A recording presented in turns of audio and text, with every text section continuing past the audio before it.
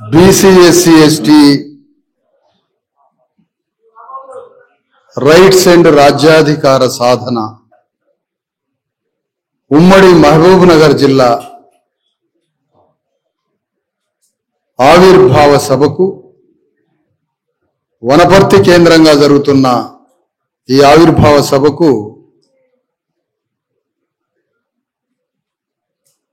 ఆధునిక కొండా లక్ష్మణ్ బాపూజీ పద్మశాలి వర్గంలో పుట్టిన ఆధునిక కొండా లక్ష్మణ్ బాపూజీ ఈ లక్ష్మీకాంతం గారికి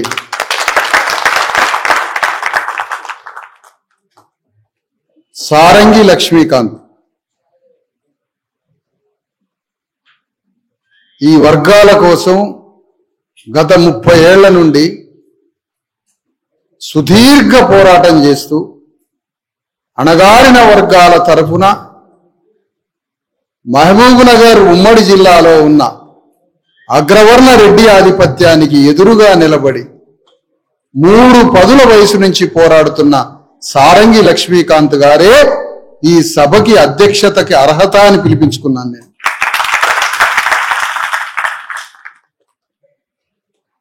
వారి సభాధ్యక్ష వర్గం రాము గారికి, యాదవ సంఘం నాయకులు, సాఫ్ట్వేర్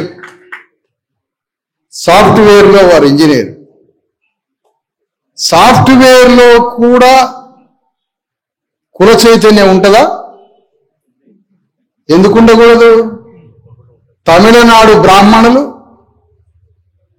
కర్ణాటక బ్రాహ్మణులు, ఉత్తర భారత బ్రాహ్మణులు, ఆంధ్రప్రదేశ్ కమ్మల చేతిలో ఉన్న సాఫ్ట్వేర్ ప్రపంచాన్ని అణగారిన వర్గాలకు ఇవ్వడం ఎట్లా అని ఆలోచిస్తున్నాడు. ఈ కళ్ళ ముందు కనపడే మార్వాడి వాడు ఒక్కడే కాదు దోపిడీ చేసేది, వాడు 4వ స్థానం 5వ స్థానం. ఆ విధంగా వేదిక మీదున్న మనకి ఒక కోదండరామిరెడ్డి కావాలా, మన ఉద్యమానికి కూడా. మనకి ఒక బియ్యాల జనార్దన్ రావు, బియ్యాల జనార్దనే నట ఆయన. బియ్యాల జనార్దన్ రావు అంటే వెలమని తెలిసిపోద్ది. కోదండరామ అట ఆయన పేరు. గొర్రెలు కట్టేసి అప్పుడే వచ్చిన గొల్లాయన లాగుంటాడు, ఒంగోని. ఆయన 500 ఎకరాల ఆదిలాబాద్ జిల్లా భూస్వామి బిడ్డ. అతడే కోదండరామిరెడ్డి. అతడు తెలంగాణ రాష్ట్ర సాధనకి జేఏసీకి చైర్మన్ ఆయన. మరి మనకి ఒక ప్రొఫెసర్ కావాలి కదా. ఇగో నాగం కుమార్ సార్, కొంపదీసి నాగం జనార్దన్ రెడ్డికి సంబంధించిన వాడు అనుకోలేరు. ఈ నాగాన్ని ఆగం చేయడానికి బయలుదేరింది. రామయ్య యాదవ్, ప్రొఫెసర్ యాదవ్, ఆయన ఎవరో తెలుసా? కృష్ణానది దాటగానే 120 కిలోమీటర్ల నంద్యాల మీద పడి బయలుదేరితే దొనకొండ వస్తుంది. ఆ దొనకొండ కేంద్రంగా పరిపాలించిన కాటమరాజు యాదవ్ బిడ్డ. అతడే రామయ్య యాదవ్. వస్తున్న మార్గంలో వాళ్ళ బంధువు చనిపోయి ఆగిపోవడం జరిగింది. మన తెలంగాణలో మన కులాలు ఏదైనా సాగుకాడికి పోవడం ఆపినమా, కథమే కుల బహిష్కరణ చేస్తారు మనం. ఇంకా ముఖం కూడా చూడరు వాళ్ళు. అయినా ప్రయత్నం చేయడానికి ధైర్యం చేసిండు, కానీ పోవలసి వచ్చి.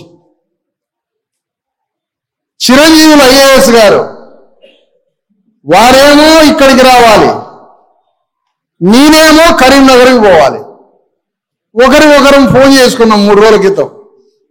సార్ మీరు ఎట్లనన్నా కరీంనగర్లో ఒక పెద్ద సభ పెడుతున్నాం, బీసీ సభ పెడుతున్నాం, దానికి 100% మీరు రావాలి అన్నాడు.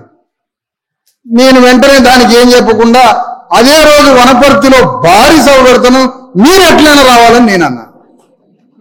వారు ఇటు రాలేదు, నేను అటు పోలేదు. కానీ చిరంజీవులు గారి ఆత్మంతా ఇక్కడే ఉంది, నా ఆత్మంతా అక్కడ ఉంది.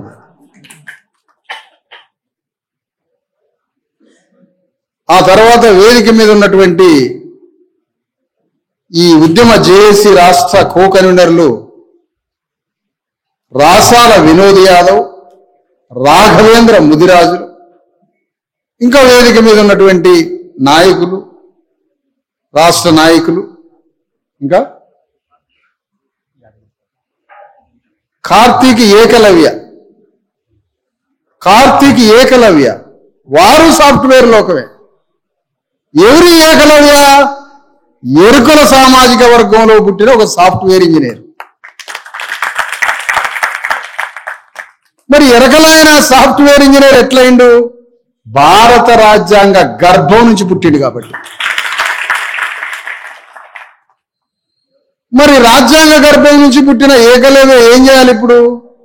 రాజ్యాంగం అనే కన్నతల్లి చెప్పినట్టు వినాలి. రాజ్యాంగం అనే కన్నతల్లి చెప్పినట్టుగా వినాలంటే ఏం చేయాలి? మనకు ఒక కన్నతల్లిని తయారు చేయాలి. ఎవరు ఆ కన్నతల్లి అంటే బీసీ ఎస్సీ ఎస్టీ జేఏసీఏ కన్నతల్లి.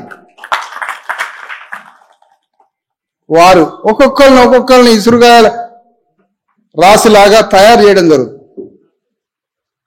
ఆ విధంగా ఈ కార్యక్రమానికి హాజరైనటువంటి రాష్ట్ర నాయకులకు, ఇక్కడికి హాజరైనటువంటి కాబోయే రాష్ట్ర నాయకులకి, రాష్ట్రంలో రాబోయే రోజుల్లో ఎంపీటీసీ, జెడ్పీటీసీ, ఎమ్మెల్యే, పార్లమెంటు సభ్యులు, మంత్రులు, ముఖ్యమంత్రులు అయ్యే మీ అందరికీ జై బీసీ ఎస్సీ ఎస్టీ, జై భారత రాజ్యాంగం. అందరికీ నమస్తే. ఈ సభకి ఒక కండిషన్ పెట్టడం జరిగిందయ్యా, ఒక అర్హత పెట్టడం జరిగింది. ఏమిటి అర్హత? రాజకీయ కోరిక ఉన్నవాడు, రాజ్యాన్ని ఏలాలనుకునేవాడు, తెలంగాణ గడ్డని పరిపాలించాలనుకునేవాడు మాత్రమే ఈ సభలో కూర్చొని మిగతా వాడు వెళ్ళిపోండి. మేము మంచోళ్ళం, మేము ఎవరికి హాని చేయం, మేము అందరు మంచి కోరుతాం అంటే నువ్వేం కోరొద్దా? నీ మంచితనం కూడా వద్దు, మాకు కొద్ది చెడ్డతనం కూడా కావాలా. మాకు అచ్చం బంగారం కూడా ఒక కాడ కుదరదు, అంత రాయి కలవాలి. అందుకని మీ అచ్చం మంచితనం చేయబట్టే రెడ్డోళ్ళు మన మీద పడి వెళ్తాండ్రు. అందుకని కొద్ది చెడ్డతనం కూడా కావాలి మాకు. రాజకీయ నాయకులు కావాలనే కోరిక, తెలంగాణ గడ్డని పరిపాలించాలనే రగులుతున్న రాజకీయ కోరిక కలిగిన వారి సభలో కూర్చోండి. రాజకీయం లేకపోతే జీవితం లేదు. మన జీవితాన్ని నిర్దేశించేది, నియంత్రించేది, మన జీవితానికి ప్రాణవాయువే రాజకీయం. అది లేకుండా ఏమీ లేదు. రాజకీయ కోరిక ఉన్న వాళ్ళే ఈ సభలో కూర్చోండి. మనకి రెడ్డి గారు ఉపన్యాసం చెప్తుంటే అట్లే చూస్తాం. ఆయన ఎత్తు పొడుగు చూసి, ఆయన తెల్ల బట్టలు చూసి, అబ్బా అసలు రాత్రి కూడా పండుకున్న రెడ్డి ఆయన గుర్తొస్తాడు మనకి. మా నాయకుడు భలేగా ఉన్నాడు అని. ఆయన పట్టుకోవాలా, ఆయన ముట్టుకోవాలా. పొద్దున్న రోజు అక్కడికి పోతాడు, ఒక నమస్తే పెడితే మనోడు చల్లారుతుంది అనమాట మంచిగా. అట్లా చూసేది కాదు ఇది, అట్లా చూసే వ్యవహారం కాదు ఇది. సినిమా యాక్టర్లను చూడటం, రాజకీయ నాయకులను చూడటం, వాళ్ళని చూసి మురిసిపోవటం, వాళ్ళ చేతులు ముట్టుకోవటం, తన భుజం మీద చేయని వాని చేయి తీసుకొని మన మీద వేయించుకోవడం, వాడి భుజం మీద మీరు చేసే ఉద్యమం ఇది. రెడ్లందరినీ చేతులు కట్టించి పోలీస్ స్టేషన్ నిలబెట్టే ఉద్యమం ఇది. వాళ్ళని లైన్లో పెట్టి పోలీస్ స్టేషన్ పిలిపించి, ఎంత భూమి దోచుకున్నావురా నాయన, ఎన్ని హత్యలు చేసినావు, ఎన్ని మోసాలు చేసినావు, నీకు ఎట్లొచ్చింది భూమి, యాడ్ నుంచి వచ్చింది, నువ్వు నేను లుంగి కట్టుకుంటే 30 ఏళ్ల క్రితం లటక్కన మాయ వేసి యాడ్ నుంచి వచ్చిందా నీకు ఫార్చునర్ కారు, నువ్వు హైదరాబాద్లో ఎట్లుంటావు, ఏంది అసలు నీ కథ ఏంది, నా కథ ఏంది? మరి వీళ్ళందరినీ పోలీస్ స్టేషన్ పిలిపించేది ఎవరు? మనం తిరుగుడేనా? అమ్మ, నాన్న, అయ్య, అమ్మ, చెల్లెళ్ళు అందరం కలిసి పోలీస్ స్టేషన్ గోడల కాడ ఉన్నట్టు మనం. మరి వాటిని పోలీస్ స్టేషన్ పిలిపించేది ఎవరు? అధికారంలో లేని టిఆర్ఎస్ రెడ్డి గారు పోలీస్ స్టేషన్లో పని చేయించుకుంటాడు. అధికారం ఉన్న కాంగ్రెస్ పార్టీలో ఉన్న బీసీ వాడు పోలీస్ స్టేషన్లో పోయి పని కాదు వారికి. వారిని ఎప్పుడు పిలిపియాలి పోలీస్ స్టేషన్కి? ఎందుకంటున్నా ఈ మాట? కృష్ణానదిలోనట, కృష్ణానదిలో పక్కనే కృష్ణానది, ఒక్క చుక్క అన్యాయంగా అక్రమంగా కృష్ణానదిలో ఉన్న ఒక్క చుక్క నీటిని పోనేడట తెలంగాణ ఉద్యమకారుడు. అక్రమంగా అన్యాయంగా తెలంగాణ నదిలో ప్రవహిస్తున్న నీళ్ళని ఆంధ్రాకి అక్రమంగా ఒక్క చుక్క పోనీ అంటున్నటువంటి ఈ తెలంగాణ ఉద్యమకారుల్ని నేను అడుగుతున్నా. నది కూడా ప్రకృతి ప్రసాదించిందే, నది కూడా ప్రకృతి ప్రసాదించిందే, భూమి కూడా ప్రకృతి ప్రసాదించిందే. కానీ తెలంగాణ భూమిని అన్యాయంగా అక్రమంగా భూస్వాములకు ఒక అంగుళం కూడా పోనీయో, ఈ భూమి మొత్తం అణగారిన వర్గాలకి పంచుతామని తెలంగాణ ఉద్యమకారులు ఎందుకు ప్రకటించలేదు? ఎంత భయంకరమైన అణుబాంబు లాంటి మాట ఇది. పక్కన ఉన్న నదిలోనట ఒక చుక్క నీటిని ఆంధ్రాకు పంపడాట అన్యాయంగా. మంచిదే, నీ బతుకో మంచి మాట చెప్పినా బాగానే ఉంది.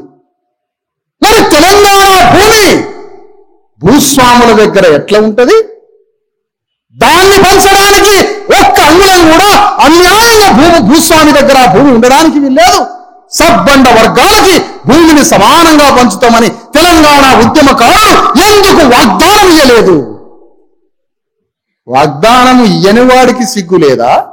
వాగ్దానం ఇయ్యకపోయినా పాల్గొన్న వాడికి లేదా శరం? శరం ఎవరికి లేదు అని అడుగుతున్నా. శరం ఎవరికి లేదు అంటున్నా. భూమిని పంచుతాను అని వాగ్దానం ఇవ్వని తెలంగాణ ఉద్యమం మీకు దేనికి అని అడుగుతున్నా. తెలంగాణలో రాజ్యం, రాజు సర్వాధికారి, మానవుడికి స్థానం లేదట. రాజు సర్వాధికారి, మనిషికి స్థానం లేదట. ఇది ఎప్పుడో వనపర్తి సంస్థానం యొక్క రూల్, ఇది గద్వాల సంస్థానం యొక్క రూలు, కొల్లాపూర్ సంస్థానం యొక్క రూలు. మూడింటిని కూల్చింది రాజ్యాంగం. మానవుడే సర్వాధికారి, మానవుడే సర్వాధికారి, రాజుకి స్థానం లేదని చెప్పింది రాజ్యాంగం. చెప్పింది కదా. మరి చెప్పి ఆ పెద్ద మనిషి రాసిండిగా రాజ్యాంగం. మరి ఆ రాజ్యాంగం అని ఆయుధం పట్టుకున్నావా?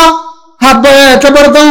మళ్ళీ 47, 48, 50 సాయుధ పోరాటం వచ్చిందిగా, అటు పోవాలిగా. మళ్ళీ అటు పోవద్దు. పోనీ 70లో కొద్దిగా చదువుకొని 80లో కొద్దిగా చదువుకొని వస్తుంటే అప్పుడు పట్టుకున్నావా రాజ్యాంగం? అరే అట్లెట్లా పోతావు? నక్సలైట్ ఉద్యమం వచ్చిందిగా, అట్లా పోతావు. 70, 80 తర్వాత చిన్నగా సిపిఎం పార్టీ సిపిఐ వచ్చింది కదా, మరి అప్పుడన్నా పోయినవా రాజ్యాంగం కాడికి? సిపిఎం సిపిఐ ఉన్నారుగా, మళ్ళీ అప్పుడు ఎట్లా పోతావు? మరి ఇప్పుడన్నా విచారంతో పోతావు అంటే మార్వాడి ఉద్యమం వచ్చిందిగా. రాజ్యం మన చేతులు వస్తే మార్వాడి వాడిని సంకలాల చేతులు పెట్టి గుంజకొచ్చి పోలీస్ స్టేషన్కి కడతావాడిని. ఈసుకొస్తారు చూడు, గవర్నమెంట్ హాస్పిటల్ సంకలాల చేతులు పెట్టి గుంజకొస్తారు కదా, మార్వాడి వాడిని అటు గుంజకొస్తామని గొంతుకుతాడు గట్టి. వాడిని ఎట్లా నియంత్రించాలి, వాడి వ్యాపారాన్ని ఎట్లా కట్టడి చేయాలనో అసెంబ్లీలో చట్టాలు చేస్తాం.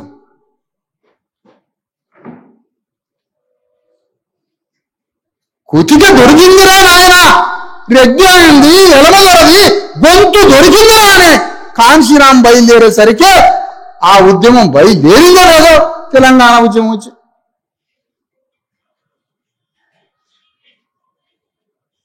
సమానత్వం కోసం సాగుతున్న సమరం ఇది.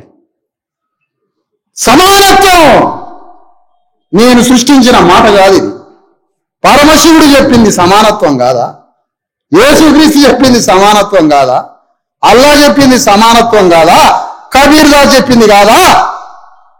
ఎవరు చెప్పింది సమానత్వంగా? ఇది సమానత్వం కోసం సాగే సమరం ఇది. నీ దగ్గర మొత్తం ఒకే దగ్గర నీ ఆస్తిని భూమిని కేంద్రీకృతం చేస్తే సత్యం ఏనాటికైనా బయటికి రావాల్సిందే. అందుకనే మీ అందరూ నేనేం కోరుతున్నానంటే, రేవంత్ రెడ్డి మనకు ఆదర్శం. ప్రభాస్ అంత ఎత్తున్న రేవంత్ రెడ్డి ఉన్నాడు కదా, ఆయన మనకు ఆదర్శం.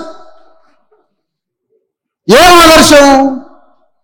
ఆయన పాపం చిన్నగా రెడ్లను ఆర్గనైజ్ చేసుకుడు, చిన్నగా రెడ్లందరినీ ఆర్గనైజ్ చేసి రెడ్ల కొమ్ములు అనగొట్టింది ఎవరు? మరి రెడ్ల కోడలు తీసింది ఎవరు?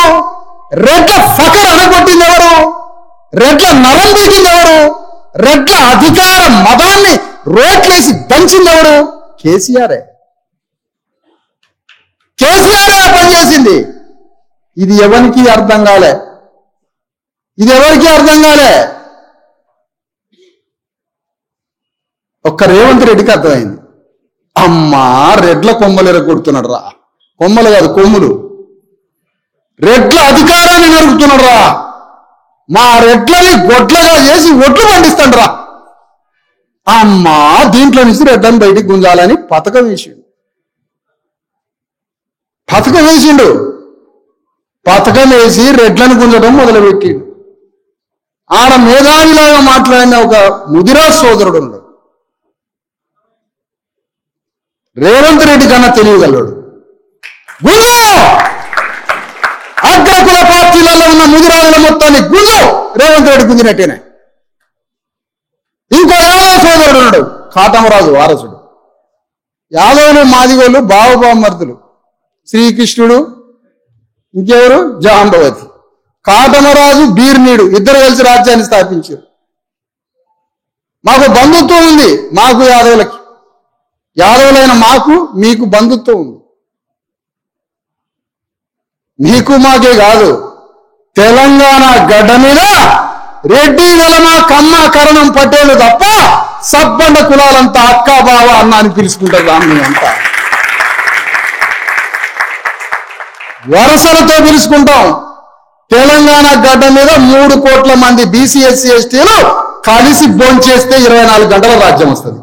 ఒక్క భోజనం చేస్తే చాలు, ఇంత కళ్ళు తాగి ఒకసారి అన్నం తింటాం, 3 కోట్ల మంది, తెల్లారి రాజ్యం వస్తుంది. దానికి కూడా ప్రణాళికలు జరుగుతున్నాయి. సహపంక్తి భోజనాలు చేయాలా, సమాలోచన చేయాలి, సమరం ప్రారంభించాలి. ఏం సమరం? 4 దిక్కుల దిక్కుకు ఒక 12 అసెంబ్లీలు పెడతాం. గొల్లాయనకు ఒక అసెంబ్లీ, గౌన్లాయనకు ఒక అసెంబ్లీ, యాదవ్కి ఒక అసెంబ్లీ, ముదిరాజుకు ఒక అసెంబ్లీ, 12 కులాలను ఒక దిక్కు పెడతాం. మా ఓట్లు మార్చుకున్న ఆయన గొల్లాయని గెలిపించాలంటే మీరంతా గొల్లాయనికి వేయండి, మీ ముదిరాజుని గెలిపించాలంటే వీళ్ళంతా ముదిరాజుకి వేయండి, వీళ్ళంతా మాదిగానికి వేయండి. 100 కులాలను పంచుకుంటాం తెలంగాణ గడ్డని.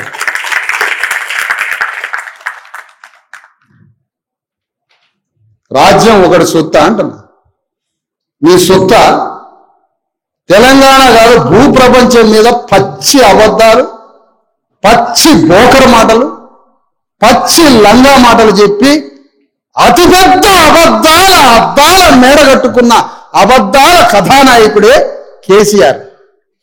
అంతకు మించిన అబద్ధాల ప్రపంచాన్ని గడుతున్న అతిపెద్ద అబద్ధాల దళారి మాటలు చెప్పేటోడు రేవంత్ రెడ్డి. ధ్వంసం చేయాలి తన రాజ్యాన్ని. వీళ్ళు అర్ధరాత్రి మాట్లాడుకుంటారు ముగ్గురు, బీజేపీ, రేవంత్ రెడ్డి, కేసీఆర్. 12 తర్వాత మాట్లాడతారు. ఇప్పుడు ఆ పీరిగా లోపల ఉన్నది ఫామ్ హౌస్ లా. కేసీఆర్ ఒక మాట అన్నావయ్యా, కేసీఆర్ ఈ రాజ్యాన్ని బీసీఎస్సీ ఎస్టీలకు ఒప్పచెప్తా, ఈ పార్టీని బీసీఎస్సీ ఎస్టీలకు ఒప్పచెప్తా అని మొత్తం పార్టీని సర్వాన్ని బీసీఎస్సీ ఎస్టీలకు ఒప్పచెప్పి నీ చేసిన పాపాలన్నీ కడుక్కుంటా ఈ రాజ్యాన్ని, ఈ పార్టీని బీసీఎస్సీ ఎస్టీలకు ఒప్పచెప్తా. 600 కోట్ల రూపాయల నిధి ఉంది టీఆర్ఎస్ పార్టీ బ్యాంకులో, అది కూడా పార్టీకే ఒప్పచెప్తా, ప్రజలకే. తన దగ్గర ఉన్న పార్టీ ఆస్తులు ఒక 1200 కోట్లు ఉన్నాయి, అవి కూడా బీసీఎస్సీ ఎస్టీలకు ఒప్పచెప్తా అని ఆ మాట అంటే రేవంత్ రెడ్డి రాజ్యం కూలిపోతుంది. కానీ రేవంత్ రెడ్డి రాజ్యం కూలకపోయినా మంచిదే, మనకి మాత్రం రాజ్యం రావద్దు. వాని ఇంట్లో 4 అనుకుంటారట, ఒక్కడు బీసీ నాయకుడి పేరు లేదు, అందులో ఒక్క ఎస్సీ వాడు లేడు. అంటే 20 ఏళ్ల నుంచి ఏర్పడ్డ మన రక్త సముద్రంతో ఏర్పడ్డ తెలంగాణ రాజ్య నిర్మాతలమైన మనకి ఆ పార్టీని ఒప్పజెప్పడానికి ఒక్కడు ముందుకు రావడం లేదు. అంటే రేవంత్ రెడ్డి ఓడిపోకుండా గెలిచినా పర్వాలేదు కానీ మనకు మాత్రం రాజ్యం రావద్దు అంటే వాళ్ళిద్దరు ఒకటి కాదా? ఎంత మోసం, ఎంత మోసం! ఏం ఆలోచిస్తున్నాం మనం? రోజు ఏం ఆలోచిస్తున్నాం మనం? నీ బిడ్డలకి భవిష్యత్తు ఇచ్చేది, నీ కడుపున పుట్టిన బిడ్డలకి భవిష్యత్తునిచ్చేది, నీ కడుపున పుట్టిన బిడ్డలు తరతరాలు ఆనందంగా బ్రతికించేది ఒక్క రాజకీయమే, రాజకీయమే, రాజకీయమే. దాని గురించి ఆలోచించావా? రాజ్యము ఒక రాజు దగ్గరే ఉండాలి, రాజు సర్వాధికారి అన్నడే 2000 సంవత్సరాలు. కాదు కాదు కాదు కాదు కాదు రాజ్యం సర్వాధికారి రాజు కాదు, మానవుడు సర్వాధికారి అని పుస్తకం రాసిండే. ప్రజలే ప్రభువులు అంటాడు జయప్రకాష్ నారాయణ. అరే ప్రభువులేందిరా, ప్రజలే బదులు బీసీ ఎస్సీ ఎస్టీలు అనరాదు, ఆ మాట అండట ఆయన. ఇట్లాంటి తెలంగాణలో భారతదేశంలో అత్యంత పేదరికంతో బతుకుతున్నాం మనం. భారతదేశంలో వైద్యం లేకుండా బతుకుతున్నాం మనం అత్యంతగా. విద్య లేక, వైద్యం లేక, భూమి లేక, ఉపాధి లేక రోజు వందల వేల మంది హాస్పిటళ్లలో మరణిస్తున్నాం మనం. ఈ రాజ్యాన్ని ఎవరి గొప్ప చెప్పుదాం?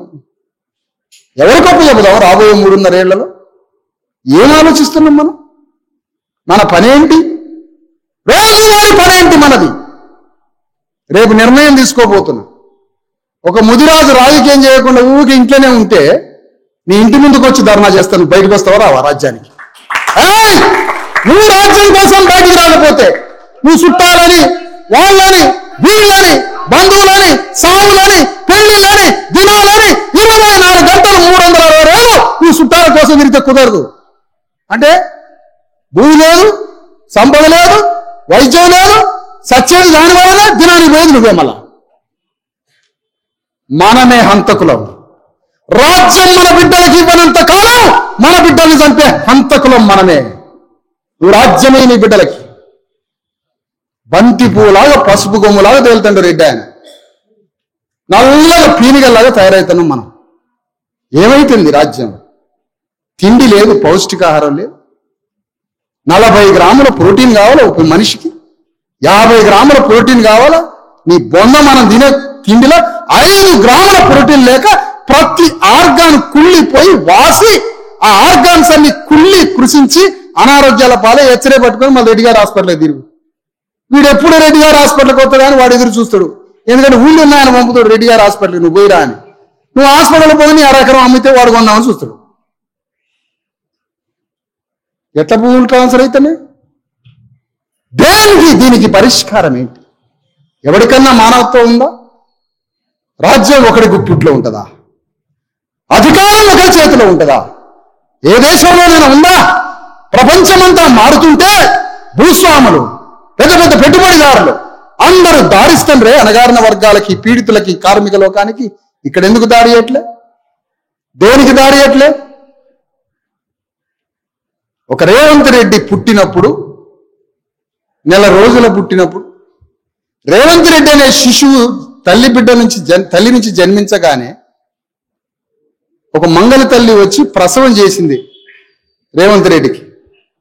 ఒక చాకలి తల్లి వచ్చి ఆ పొత్తిళ్లలో ఉన్న బట్టలు ఉతికింది. ఓ గొల్ల తల్లి వచ్చి పాలు పోసింది. సబ్బండ కులాల శ్రామిక గర్భం నుంచి 30 ఏళ్ళు పెద్దోడైండు రేవంత్ రెడ్డి. ఈ కులాలకి ఏం చేస్తున్నావు అని అడుగుతున్నా నేను. మిస్టర్ రేవంత్ రెడ్డి, నీ పుట్టుక నుంచి నీవు 30 ఏళ్ళు పెరిగిన దాకా సమస్త సబ్బండ కులాల యొక్క చాకిరితో వాళ్ళ రక్త మాంసాలు అర్పితం చేస్తే నువ్వు పెరిగి పెద్దోడైనవే. మాకేం చేస్తున్నావు? నువ్వు ఏం చేస్తున్నావు? మాకు బుద్ధి సిగ్గుందా? అగ్ర కులాలకి ఊర్లే, గ్రామాలకి గ్రామాలే. మా చేతిలో భూమి లేదు, తిండి లేదు, ఏమీ లేకపోయినా సబ్బండ కులాల చాకిరితో మీరు పెరిగి పెద్ద అయ్యాలి. అమెరికా పోతారు, దేశం పోతారు, లండన్ పోతారు, భూములు సంపాదిస్తాను, రాజ్యం సంపాదిస్తాను. మాకు రాజ్యం ఇవ్వాలనే జ్ఞానం లేదు, భూమి ఇవ్వాలనే జ్ఞానం లేదు, మా అందరికీ ఈ పరిశ్రమల్లో ఉపాధి ఇవ్వాలనే జ్ఞానం లేదు. ఒక తెలంగాణ గడ్డ మీద లక్షల ఎకరాల భూస్వాములైనటువంటి రెడ్డి వెలమలు వాళ్ళు ఇచ్చిన నినాదం ఏంటి? తెలంగాణ రాష్ట్ర సాధన. ఎవరికన్నా జ్ఞానం ఉందా? ఒక రాజ్యాన్ని 2 ముక్కలు చేసి తెలంగాణ రాజ్య సాధన వాళ్ళు పోరాడింది, రాష్ట్ర సాధన కాదు. ఉన్న రాజ్యాన్ని 2 ముక్కలు చేస్తే 2 రాజ్యాలు తయారైతాయి. వారికి కావాల్సింది తెలంగాణ రాజ్య సాధన. తెలంగాణ రాజ్య సాధన. రాజ్య సాధన అంటే ఈ రాజ్యం ఎవరికి అని నువ్వు అడుగుతావు కాబట్టి రాష్ట్ర సాధన అని అడిగాడు. ఈ రాజ్యాన్ని ఎవరి చేతిలో పెట్టుకున్నారు? తెలంగాణ ఎవరికి హాస్పిటల్ లేదుగా, కూలిపోయినాయి హాస్పిటల్. ఆదిలాబాద్ జిల్లా మొత్తం తిరిగిన ఒక్క హాస్పిటల్ అయినా బాగుందా? ఎక్కడ దవాఖాన లేదు, స్కూల్ లేదు కదా. తెలంగాణ రాజ్యం వస్తే తెలంగాణలో హాస్పిటల్స్ కోసం నీ పాలసీ ఏంటి? నీ పాలసీ ఏంటి? ఏమన్నా ఉందా నీ పాలసీ? విద్య మీద నీ పాలసీ ఏంటి? ఏం లేదుగా. ఎట్లా బతుకుతాం మనం? ఎట్లా బతకాలి మరి మనం? తెలంగాణ భూమిని పంచుతాం లేదు తెలంగాణ ఉద్యమం, తెలంగాణ రాజ్యాన్ని పంచుతాం లేదు. మరి దేనికి తెలంగాణ? అందుకనే ఈ ఏర్పడ్డ తెలంగాణలో ఒక్క నీటి చుక్క అక్రమంగా పోనీరట తెలంగాణ ఉద్యమకారులు. ఆ గొర్రెలు కట్టేసి వచ్చిన గొల్లాయనలా తిరుగుతున్న కోదండరామిరెడ్డి, ఆయన రెడ్డి నేనే అందరికీ చెప్పిరా ఊరూరు. అప్పటిదాకా దాచుకున్నాడు. మొన్న ఎమ్మెల్సీ టైంకి కాగితాలు తీసుకున్నాడు బయటికి, ఇందులో రెడ్డి ఉంది కాదు సార్ అంటే ఆగు అంటున్నాడట. అది బయటకన్నా బాగా ఏదో కోదండరాం అనరాదు అంటాడట. ఇవి నటించాలి కదా. ఇందులో ఏం సార్ కోదండరామిరెడ్డి ఆగంటాడట. అది బయటికి రావద్దండి.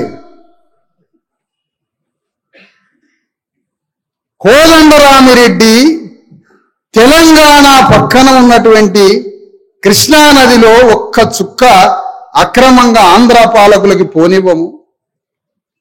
నీళ్లు, నిధులు, నియామకాలు, దీనికి రాజ్యం ఎందుకా మీకు?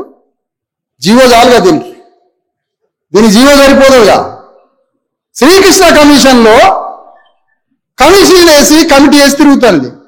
తిరగంగానే ఆ తూర్పు గోదావరి పశ్చిమ గోదావరి కన్నా ఒడ్లు ఎక్కువ పండుతున్నాయి కదా కరీంనగర్లో అన్నాడు వాడు. తలసరి ఆదాయం ఫలానా జిల్లా కన్నా గుంటూరు కన్నా ఎక్కడ వరంగల్లో తలసరి ఆదాయం బాగుందిగా, ఇంకా మా జిల్లాలో ఎక్కువ ఉంది అన్నాడు. అనగానప్పుడు కేసీఆర్ ఏమన్నాడంటే ఇది తెలంగాణ ఆత్మగౌరవం అన్నాడు. అమ్మని అమ్మ, లెక్కలో నుంచి తప్పించుకోవడానికి తెలంగాణ ఆత్మగౌరవం కోసం ఈ పోరాటం అన్నాడు. ఎవరి ఆత్మగౌరవం? ఎవరి ఆత్మగౌరవం? తెలంగాణ వెలమదొరల ఆత్మగౌరవం కోసమా? తెలంగాణ రెడ్డి దొరల ఆత్మగౌరవం కోసమా? ఎవడి ఆత్మగౌరవం కోసం? మా ఆత్మగౌరవం కోసం కాదుగా. ముఖ్యమంత్రి పీఠం మీద నేను కూర్చోడానికి కాదు కదా.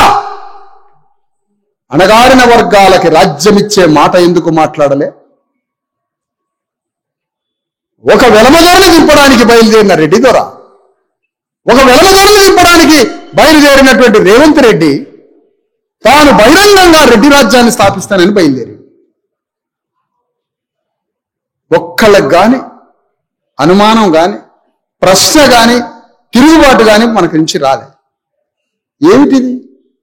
అందుకనే పక్కన ఉన్నటువంటి భూమిలో, పక్కన ఉన్న నదిలో ఒక చుక్క కూడా అక్రమంగా పోనీయం అన్నప్పుడు తెలంగాణ భూమి సంగతి ఏమిటి? తెలంగాణలో ఉన్న భూమి సంగతి ఏంటి? ఒక్క అంగుళం కూడా అక్రమంగా పోనీయం అని అనాలి కదా. అంటే ఒక తెలంగాణ రాజ్యాన్ని ప్రతిపాదిస్తున్నటువంటి కేసీఆర్ ఒక రాజ్యాన్ని 2 ముక్కలు చేసి తెలంగాణ రాజ్యాన్ని ప్రపోజ్ చేస్తున్న ఒక వ్యక్తి ఏమై ఉండాలి? అతను ఏమై ఉండాలి? ఒక కొత్తగా తెలంగాణ రాజ్యాన్ని ప్రతిపాదిస్తున్న వ్యక్తికి ఏమి అర్హతలు ఉండాలి? కేసీఆర్ అతిపెద్ద భూస్వామ్య కుటుంబం, సామాజికంగా ఒక పెద్ద వెలమదొర. ఎవరికి ప్రతినిధి? వెలమారెడ్ల భూస్వామ్య పెట్టుబడిదారి వర్గానికి ప్రతినిధి. తెలంగాణలో ఉన్న వెలమారెడ్డి భూస్వామ్య పెట్టుబడిదారుల వర్గానికి ప్రతినిధి. కులానికి వెలమ, భూస్వామ్య కుటుంబం. అతను ప్రపోజ్ చేస్తున్నాడు 3.5 కోట్ల మంది కూలీ నాలి చేసుకునే బీసీలకి ఏం ప్రతిపాదిస్తున్నాడు ఆయన? తెలంగాణ రాజ్యం ఏర్పడితే దానికి నేను ముఖ్యమంత్రిని అయితా అని ప్రకటిస్తే మనం చప్పట్లు కొట్టాం. ఇది తెలంగాణ విముక్తి. ఎంత మోసం, ఎంత మోసం! ఒక తెలంగాణ భూస్వామి, ఒక తెలంగాణ వెలమదొర, ఒక తెలంగాణలో ఉన్న రెడ్డి వెలమదొరల యొక్క ప్రతినిధి నువ్వెట్లా ప్రతిపాదిస్తావురా రాజ్యానికి అధినేతగా ఉంటావని? నీకెట్లా అర్హత ఉంటుంది? నువ్వెవరు? ఒక గ్రామంలో ఎర్రజెండా పట్టుకొని నక్సలైట్ అని, ఊర్లో పెద్ద పెద్ద భూస్వాములు ఉన్నారని, అదే నక్సలైట్ పార్టీలో తిరిగిన మనం మళ్ళా మన శత్రువు ఊళ్ళో లేడు, మన గ్రామంలో శత్రువు లేడదా? కృష్ణానది దాటగానే ఉన్నాడు అటు శత్రువు. వనపర్తి లేస్తే పోయేదాం కర్నూలు. ఎందుకు మళ్ళా? కర్నూలు గవర్నమెంట్ హాస్పిటల్కి. చుట్టాల బంధువులంతా ఎవరు? వీళ్ళు. అంటే అక్కడ ఉన్నటువంటి అవతల శత్రువు, ఊర్లో ఉన్న భూస్వామి కాదు. పెద్ద పెద్ద గడీలు. మన రాత్రి షాదనగర్ మండలంలో ఒక కార్యకర్త తల్లి చనిపోయిన ఏమో వాళ్ళ ఇంట్లో నుండి చూస్తుంటే ఏదో నల్లగా ఏదో పెద్ద ఎత్తుగా కనిపిస్తుంది. ఏందా ఇదేదో మట్టి మట్టిగా ఎత్తుకుందంటే ఇది 4000 ఎకరాల భూమి ఉన్న ఒక రెడ్డి దొర గడి సార్ అని. 4000 ఎకరాలో ఉన్న రెడ్డి గడి అట, అది పెద్దది. లోపలికి పోతే 40 ఎకరాల గడి. వాడు ఎక్కడున్నాడు? లోపల ఉన్నాడా అన్న? వాడు బెంగళూరులో వ్యాపారాలు చేస్తున్నాడు సార్ అన్నాడు. వాడు ఏ పార్టీ అన్నా? వాడు కాంగ్రెస్ పార్టీ పోషకుడు సార్ అన్నాడు. తెలంగాణ గడ్డ మీద పార్టీ భూస్వామి కాంగ్రెస్ పార్టీకి ప్రాణం పోసి, కాంగ్రెస్ పార్టీని పెంచి పోషించి దాన్ని అధికారంలోకి తీసుకొచ్చింది తెలంగాణలో ఉన్న రెడ్డి వెలమదొరల గడియల సామ్రాజ్యం. అలాంటి రెడ్లని ఓడగొట్టి ప్రత్యామ్నాయంగా వెలమదొరల రాజ్యానికి పునాదులు వేసుకున్నాడు కేసీఆర్. దానికోసమే తెలంగాణ రాజ్యాన్ని ప్రతిపాదించిండు మన ముందు. ఒక్కడన్నా తెలంగాణలో ఉన్న బీసీ ఎస్సీ ఎస్టీల విముక్తికి, తెలంగాణ రాష్ట్ర సాధనకి ఏంటి పొంతన? ఎవడన్నా జవాబిస్తే నా శిరస్సు కోసి టేబుల్ మీద పెడతాను. అదే సమయంలో నేను ఒక ప్రతిపాదన చేస్తున్నా. తెలంగాణలో బీసీ ఎస్సీ ఎస్టీలంతా తమ సొంత కాళ్లతో రాజ్యానికి వస్తే తెలంగాణలో ఉన్న 3.5 కోట్ల మంది బీసీ ఎస్సీ ఎస్టీలని విముక్తి చేస్తామని ప్రతిపాదిస్తున్నాం మీ అందరి ముందు.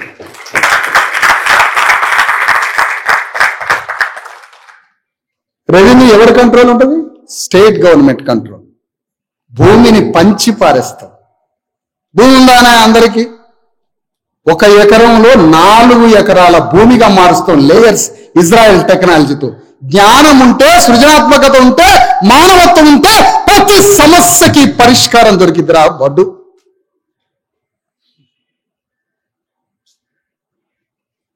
ఈ ప్రతిపాదనలు ఎవరు చేయాలి?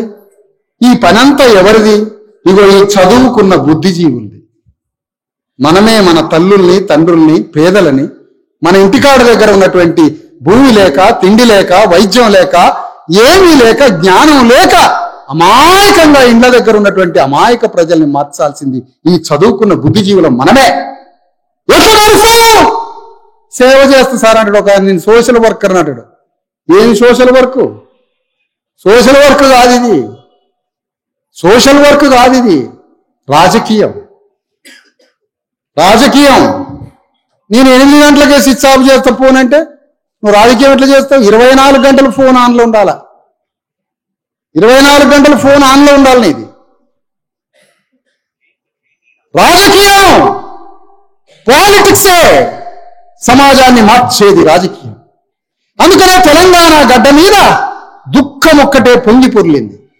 తెలంగాణలో ఏ రాష్ట్రంలో లేని, దేశంలో ఏ రాష్ట్రంలో, ప్రపంచంలో రష్యాలో, చైనాలో ఎక్కడా లేని తెలంగాణలో పాటలు ఎందుకు వచ్చినాయో తెలుసా? ఎందుకు వచ్చినాయి పాటలు? ఏంటో తెలుసా? ఆ పాటలకు అర్థం ఎందుకు పుట్టినో తెలుసా? ఆ పాటలు ఏమీ చెయ్యలేని నైరాశ్య స్థితి, ఏ దిక్కు తోచని మార్గం లేని దుఃఖం, ఎవడూ ఓదార్పు ఇవ్వనటువంటి అనంతమైన దుఃఖం, ఏ కంటికి ఏ ఓదార్పు లేని రోజుల్లో బాధపడి దుఃఖపడి మరణాలతో చచ్చి భూస్వాముల కింద చాకిరి చేసి ఒకరిని మీద పడ్డ దుఃఖమే ఆ పాటలు. పాటల రూపంలో దుఃఖాన్ని వెళ్ళబోసుకో. తానంచెర్ల అని ఒక ఊరున్నది. ఎక్కడది? నూతనకల్లు మండలం, మర్రిపేడ బంగళా. ఎక్కడ ఈ మర్రిపేడ బంగళా? సూర్యాపేటకి ఖమ్మం జిల్లాలకి మధ్య ఉంటుంది ఈ ఏరియా. ఫోన్ బంద్ చేయాలి నాన్న, బంద్ చేయాల్సిందే. అది ఏమిటి తానంచెర్ల? ఒక్క చుక్క నీటి బొట్టు లేని ఎడారి. ఈ ఎడారిలో లక్షల ఎకరాల భూస్వాములు, వేల ఎకరాల భూస్వాములు కాదు, లక్షల ఎకరాల భూస్వాములు. ఒక్క నీటి బొట్టు లేని ఎడారిలో లక్షల ఎకరాల భూస్వాములైన రెడ్లు 10,000 ఎకరాల్లో 5,000 ఎకరాల్లో మామిడి తోటలు వేశారు. నేను చెప్పేది 60-70లో. మరి నీళ్ళెక్కడా? మాలాయన, మాదిగాయన, ముతరాసాయన, గొల్లాయన 4 కిలోమీటర్ల దూరంలో ఉన్న బాయిల నుంచి భుజం మీద బొక్కెళ్ళు మోసుకొని వచ్చి ఒక్కొక్క చెట్టుకి 20 ఏళ్ళు పోసారు నీళ్లు. 10 ఏళ్ళు పోస్తే ఆ 4,000 ఎకరాల మామిడి తోట పండ్లు కాస్తే ఆ పండ్లు కాసినటువంటి తోట యజమాని అయిన మాదిగాయన, ముతరాసాయన తన మనవడు వచ్చినా కూడా ఒక పండు కూడా ఇయ్యడట. ఎందుకంటే నీతిమంతుడుగా. దొరగారు ఊకోడు, ఒక పండు కూడా ఇయ్యడం మనవడికి. అంత కాపాడుతాడనమాట రాజ్యాన్ని, అంత గొప్పగా కాపాడుతాడు దొరగారి తోటని. అట్లాంటి భూస్వాములు తెలంగాణ గడ్డ మీద వేల ఎకరాల్లో మామిడి తోటలు, వేల ఎకరాల పండ్ల తోటలు. ఇడుపుల పాయలో 3,000 ఎకరాలట రాజశేఖర రెడ్డికి. అక్కడ నీటి చుక్క లేదట. 2,000 ఎకరాల దానిమ్మ తోటేస్తాడట. ఎందుకు? ముతరాసాయన నీళ్లు పోయారు చెట్టుకి, మాదిగాయన చెట్టుకి నీళ్లు పోయారు. వీళ్ళ తోటల నుంచి పైసలు వచ్చి, వీళ్ళ పండ్ల నుంచి పైసలు వచ్చి వీళ్ళు అమెరికా వెళ్ళిపోయారు. అమెరికాలో భూస్వాములయ్యారు. ఆ భూస్వాములైనటువంటి భూస్వాముల బిడ్డలే మళ్ళా వచ్చి తెలంగాణ రాజ్యాన్ని పరిపాలించడానికి మళ్ళీ వస్తారు. మరి మనం ఎప్పుడు రాజ్యం గురించి ఆలోచించేది? ఎప్పుడు మనం పోరాడేది? ఎక్కడ మనం పోరాడేది? వేల ఎకరాల భూస్వామి బిడ్డే ఖమ్మం పార్లమెంటుకి రఘురామిరెడ్డి అని పార్లమెంట్లోకి వెళ్ళిపోయాడు. ఏది? 1000 ఎకరాల భూస్వామి. ఎవరు వీళ్ళు? ఎక్కడి నుంచి వస్తారు వీళ్ళు? తరతరాలుగా, యుగాలుగా వేల లక్షల ఎకరాలు ఉన్నటువంటి భూస్వాముల బిడ్డలు మళ్ళా పార్లమెంటుకు పోతుంటే ఏం చేస్తున్నాం మనం? రెడ్లను తిడతామైందని 14 మంది బూతు కూతలతోటి ఈ ఫోన్లో మెసేజ్లు పెట్టారు నాకు. రెడ్లను తిడతామైంది అని. నేనట రెడ్లను తిట్టినాట, అమ్మని అక్కని తిట్టుకుంటే ఈ ఫోన్లో నన్ను తిడతారు రెడ్లు. 2000 సంవత్సరాలు మా అమ్మని అక్కల్ని మీరు తిట్టిందా? తిట్టలేదా? మా అయ్యని దనలేదా? మా కుటుంబాన్ని మొత్తాన్ని కాల్చి బూడిద చేయలేదా? ఒక్క మాట భూమి, రాజ్యం, సంపద ఒకరి చేతిలో ఉండడం ఏంటని ప్రశ్నిస్తే ఈ ఫోన్లో మాటలు వస్తున్నాయి. నేను అడిగిన ఆ రెడ్డిని, నాదొక్క మాటను బాబు, నాదొక్క మాటను. రెడ్డి దగ్గర కోట్ల ఎకరాల భూమి ఉంది, 1000 కోట్ల ధనం ఉంది. మాకు రావాల్సిన 90% రాజ్యం మీ దగ్గర ఉంది. ఒకడింట్లో దోచుకుంటూనే దొంగన. మాకు తెలంగాణ గడ్డ మీద రావాల్సిన 90% భూమి మీ దగ్గర ఉంది. తెలంగాణ గడ్డ మీద మాకు రావాల్సిన 90% భూమి రాజ్యం మీ దగ్గర ఉందంటే దొంగలు అనరాదని? దొంగలు అనరా? పోనీ నువ్వు ఎప్పుడైనా మన రెడ్లంతా వాళ్ళ దగ్గర భూమిని, అణగారిన వర్గాల భూమిని, ఆస్తిని మనమే గుంజుకున్నాం అని మీరు ఎప్పుడైనా మీ రెడ్లను ప్రశ్నించారా? మీ వర్గాన్ని ప్రశ్నించినప్పుడు మేము ఎటువైపు? నువ్వు దొంగల వైపే. ఈ మాటకి సమాధానం లేదు. అందుకనే తెలంగాణ గడ్డ మీద ఒక్క అంగుళం కూడా భూమి అక్రమంగా నీళ్ళనైతే ఎట్లయితే అన్యాయంగా ఆంధ్రాకి తరలించమని అన్నప్పుడు, ప్రతి చుక్క తెలంగాణకి రావాలన్నప్పుడు, 500 టీఎంసీల నీళ్ళ తేడా వచ్చినప్పుడు ఇంత పెద్ద ఉద్యమాన్ని లేవదీశారు. మీరు ఉద్యమాన్ని లేవదీసి 12,000 గ్రామాలను ఎంటర్ చేసినావు. ఏమని ఎంటర్ చేసినావు? ఉద్యోగాలు వస్తాయి మీకని. మా ఉస్మాన్ యూనివర్సిటీలో ఎట్లా ఉద్యోగాలు వీడిస్తాడో కూడా అర్థం కాదు మా వాళ్ళకి. ఉద్యోగాలు వస్తాయి కాబట్టి చేస్తాం పని. ఉద్యోగాలు వాడెట్లు ఇస్తాడు? ఏమున్నాయని ఆయన దగ్గర ఉద్యోగాలు? ఎన్నున్నాయి నీ దగ్గర ఉద్యోగాలు? ఉద్యోగాలు ఇస్తామని కేసీఆర్ అన్నాడు. అతను పోయిండు. వచ్చినవాడు ఉద్యోగాలు ఇస్తానన్నాడు. ఇతను ఉద్యోగాలు లేవు. ఉద్యోగాలు ఎట్లిస్తావు నువ్వు? ఏంటి నీ దగ్గర ఉన్న శక్తి? ఒక భూమిని పంచడానికి మనసు రానివాడు, ఒక రాజ్యాన్ని పంచడానికి మనసు రానివాడు, ఆ అజెండానే లేనోడు నువ్వేం చేస్తావు మాకు? అందుకనే తెలంగాణ గడ్డ మీద బీసీ ఎస్సీ ఎస్టీ చుట్టాలంతా, బంధువులంతా, పేదల వర్గమంతా మనం తెలంగాణ గడ్డ మీద రాజ్యానికి రావడానికి తెలంగాణ అనే రాష్ట్ర సాధన పేరుతో మీరేం చేశారు?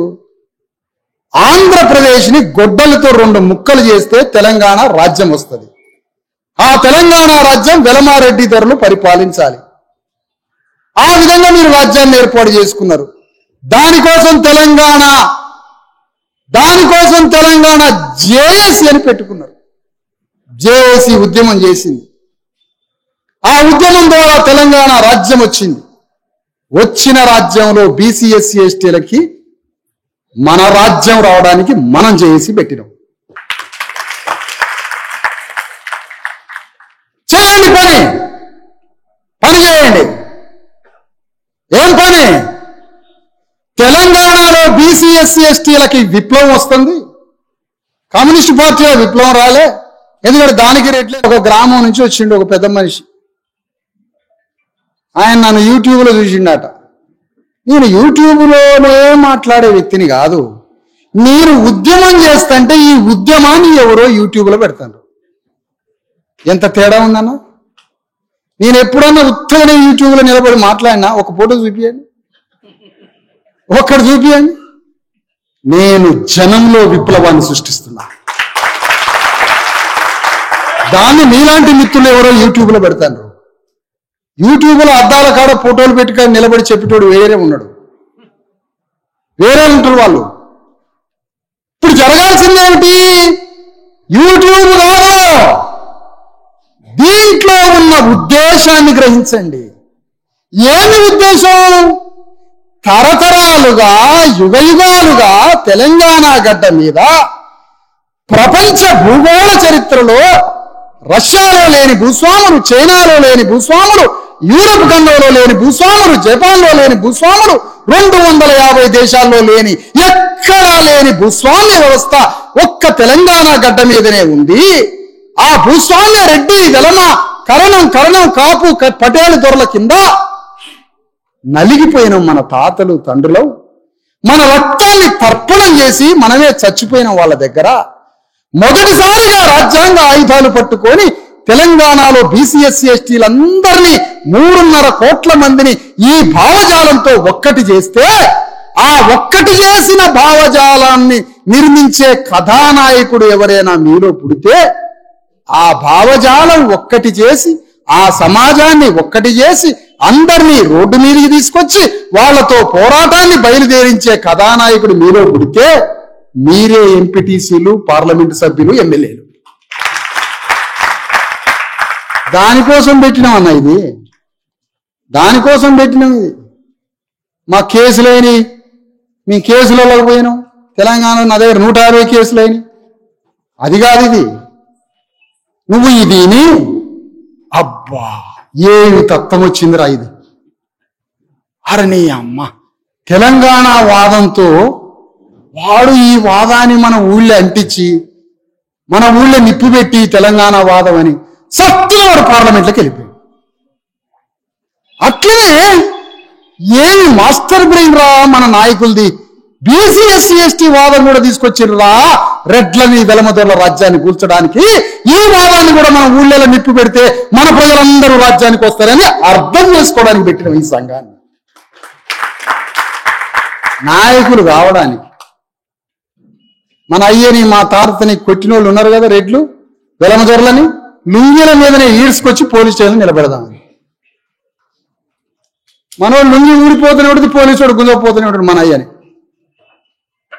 అది లుంగి కట్టుకుంటా సార్, దండం పెడతా సార్, నా భార్య పిల్లలకు మాట చెప్పొద్దు సార్. ఎందుకు రెడ్డి గారి ఫోన్ వచ్చింది నేను గుంజకపోమని.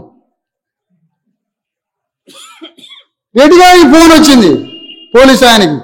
ఎవడు ఫోన్ చేసిండో నేను పోలీసు ఆయన పట్టకపోమని. మన ఇంటికాడన్న మన భార్య పిల్లలు మన ఆరెడ్డి దగ్గరికే పోతారు. సార్ మా ఆయన పట్టకపోయారు పోలీస్ స్టేషన్కి. నేను చెబుతాడు ఉంటాడు, వీడు ఎస్ఐకి చెప్పి 4 తండ్రులు దండమని చెప్తాడు. వీళ్ళదంతా క్రూరమైన మనుషులని ఆడుకొని మనుషుల రక్తమాంసాలతో ఆడుకునే దొంగలు వీళ్ళు, దోపిడీదారులు. పేద రెడ్లు, ప్రజాస్వామ్య రెడ్లు, మనసున్న రెడ్లు ఉంటే మా ఉద్యమంలో చేరని మీకు విలువనిస్తాం. చేరడం ఒకటే కాదు, మీ చుట్టాలు ఉన్నారుగా రెడ్లు, వాళ్ళ భాగవతాలు చెప్పాలి మాకు. వీడి తప్పు చేసిండు సార్, వీడి దొంగతనం చేసిండు సార్, జాగ్రత్తగా మీకే చెప్తాను. ఇది వాడు అక్కడ కొన్నాడు సార్, వీడు ఇక్కడ కొన్నాడు సార్ అని ఉంటాయి కదా, అవన్నీ మాకు చెప్పాలి రోజు. మళ్ళీ ఉత్తగా నువ్వు మళ్ళీ మా ఓట్లు వేసుకొని పోవడానికి కాదు, వాళ్ళ భాగవతం అంతా రోజు నైట్ 10 తర్వాత చెప్పాలి మాకు. అంతకీ కావాలంటే మీకు వానికి రెడ్డి ఆయన కింద కూర్చోబెట్టి కోటర్ దాపిస్తాం. అమ్మ తాగిపో, మీరే దాగిపిస్తే ఎట్లా? మేము ఒకసారి వాళ్ళు దాగిపియాలి, వాళ్ళు కింద సోలుకుంటూ ఇంటికి పోదని చూడాలి మనం. ఎందుకంటే మనోడు పడతా ఉంటాడు కింద ఇంటికి పోయేటప్పుడు. వాడు కారులో పోతూ మన అయ్య సోలికి పడ్డది చూసి నవ్వుకుంటూ పోతాడు. ఎంతటి అవమానాలు మన తండ్రులు పడ్డాయి, మన అన్నలు పడ్డాయి, ఎంతటి అవమానాలు. మనం కోటలు దాగిపిస్తే వాళ్ళు సోలికి పడేది ఎప్పుడు అంటారు. మన అయ్య చేస్తే వాడు డబ్బు కొట్టేది ఎప్పుడు అంటారు. ఒక్క కులం అన్న రేవంత్ రెడ్డికే కాదు కదా, సమస్త రెడ్లకి, సమస్త వెలమదొరలకి, సమస్త పటేళ్లకి, సమస్త కాపులకి, గ్రామాలలో మన సబ్బండ కులాల చాకిరితో, సబ్బండ కులాల గర్భం నుంచి పుట్టారు వీళ్ళంతా. మన చాకిరితో, మన స్వేదంతో. ఒక్కడన్నా మన వైపు తిరిగి చూసిండా? ఒక్కడన్నా మానవత్వాన్ని ప్రకటించిండా? చివరికి కాస్టలో పోతే కాస్టలో ఇసిరిపారేతాడు అన్నదమ్ములు రెడ్లు వెలమదొరలు. మళ్ళీ మాది వెళ్ళే వాడు పిరగాలిందాక టాప్ను బదిలిందాక ఈడే ఉండాలి అక్కడ. ఇంత చేసిన సమాజం, ఒక యూరోపియన్ సమాజంలో ఒక మానవీయ ఆధునిక మనస్తత్వం వచ్చింది వాళ్ళకి. ట్రాన్స్ఫార్మ్ అయ్యారు వాళ్ళు చాలా వరకు. ఇక్కడ క్రూరత్వం పెరిగిపోతుంది రోజు రోజుకి. అందుకనే తెలంగాణ గడ్డ మీద బీసీ ఎస్సీ ఎస్టీలు రాజకీయాలు వృత్తిగా స్వీకరించి నువ్వేం పని చేస్తావంటే, కడుపుకి భుక్తి కోసం ఫలానా పని చేస్తున్నా, నా భార్యా పిల్లలకి అన్నం పెట్టడానికి ఇంత వ్యవసాయం చేస్తున్నా, నా భార్యా పిల్లలకి అన్నం పెట్టడానికి చిన్న పని చేస్తున్నా, మరి ఇంకా మిగతా టైం ఏం చేస్తావు? రాజకీయం చేస్తారా నాయన? రాజకీయం చేస్తా. ఎందుకు రాజకీయం? ఎవరి కోసం? తరతరాలుగా యుగాలుగా దోపిడీకి గురవుతున్న నా జాతుల్ని విముక్తి చేయడానికి, నా బిడ్డల్ని బతికించడానికి, రాజకీయం చేయడానికి బయలుదేరాను. అదే నా లక్ష్యం. అందుకనే యుగాలుగా తరతరాలుగా మన తరలాలంతా తాతలంతా జరిగిపోయిన మోసాన్ని ఎక్కడ పరిష్కారం? రాజ్యం తెచ్చుకోవడమే పరిష్కారం. రాజ్యం తెచ్చుకుంటే మన దగ్గర ప్రణాళికలు ఉన్నాయి. ఒక గ్రామంలో హాస్పిటల్ కట్టియాలిగా. ఫోన్ బంద్ చేయాలి, నువ్వు అర్జెంటుగా బంద్ చేయాలి. గ్రామంలో హాస్పిటల్ కట్టియాలి కదా. హాస్పిటల్ కట్టియకపోతే నీ రాజ్యం దేనికి? నీ గ్రామంలో స్కూల్ కట్టకపోతే నీ రాజ్యం దేనికి? హాస్పిటల్లో గ్రామం కట్టియడానికి, హాస్పిటల్లో స్కూల్ కట్టియడానికి, గ్రామంలో అందరి చేతికి ఉపాధి రావడానికి, గ్రామంలో అందరి చేతికి పని రావడానికి, గ్రామంలో భూమి అంతా అందరికీ సమానంగా పంచడానికి గ్రామంలో ఉన్న ప్రతి కులంలో నుంచి ఒక్కొక్క వ్యక్తిని గ్రామ అభివృద్ధి గవర్నమెంట్ ఒక స్వయం ప్రతిపత్తి కలిగిన ఒక కౌన్సిల్ ఏర్పాటు చేసుకుంటాం. ఆ కౌన్సిల్లో ప్రతి కులాన్ని సభ్యుడిగా మార్చుకుంటాం. అది అటానమస్ కౌన్సిల్. ఆ కౌన్సిల్లో ఏం పని? ముత్తైదులు చేసిన పూసలోళ్ళు ఉన్నారుగా, దువ్యాన్లు, ఈరిపాయలు, బొట్టు బిల్లలు అమ్మేటి వాళ్ళు ఉన్నారుగా. వాళ్ళు చచ్చే కాడికి వచ్చింది ఇప్పుడు మొత్తం.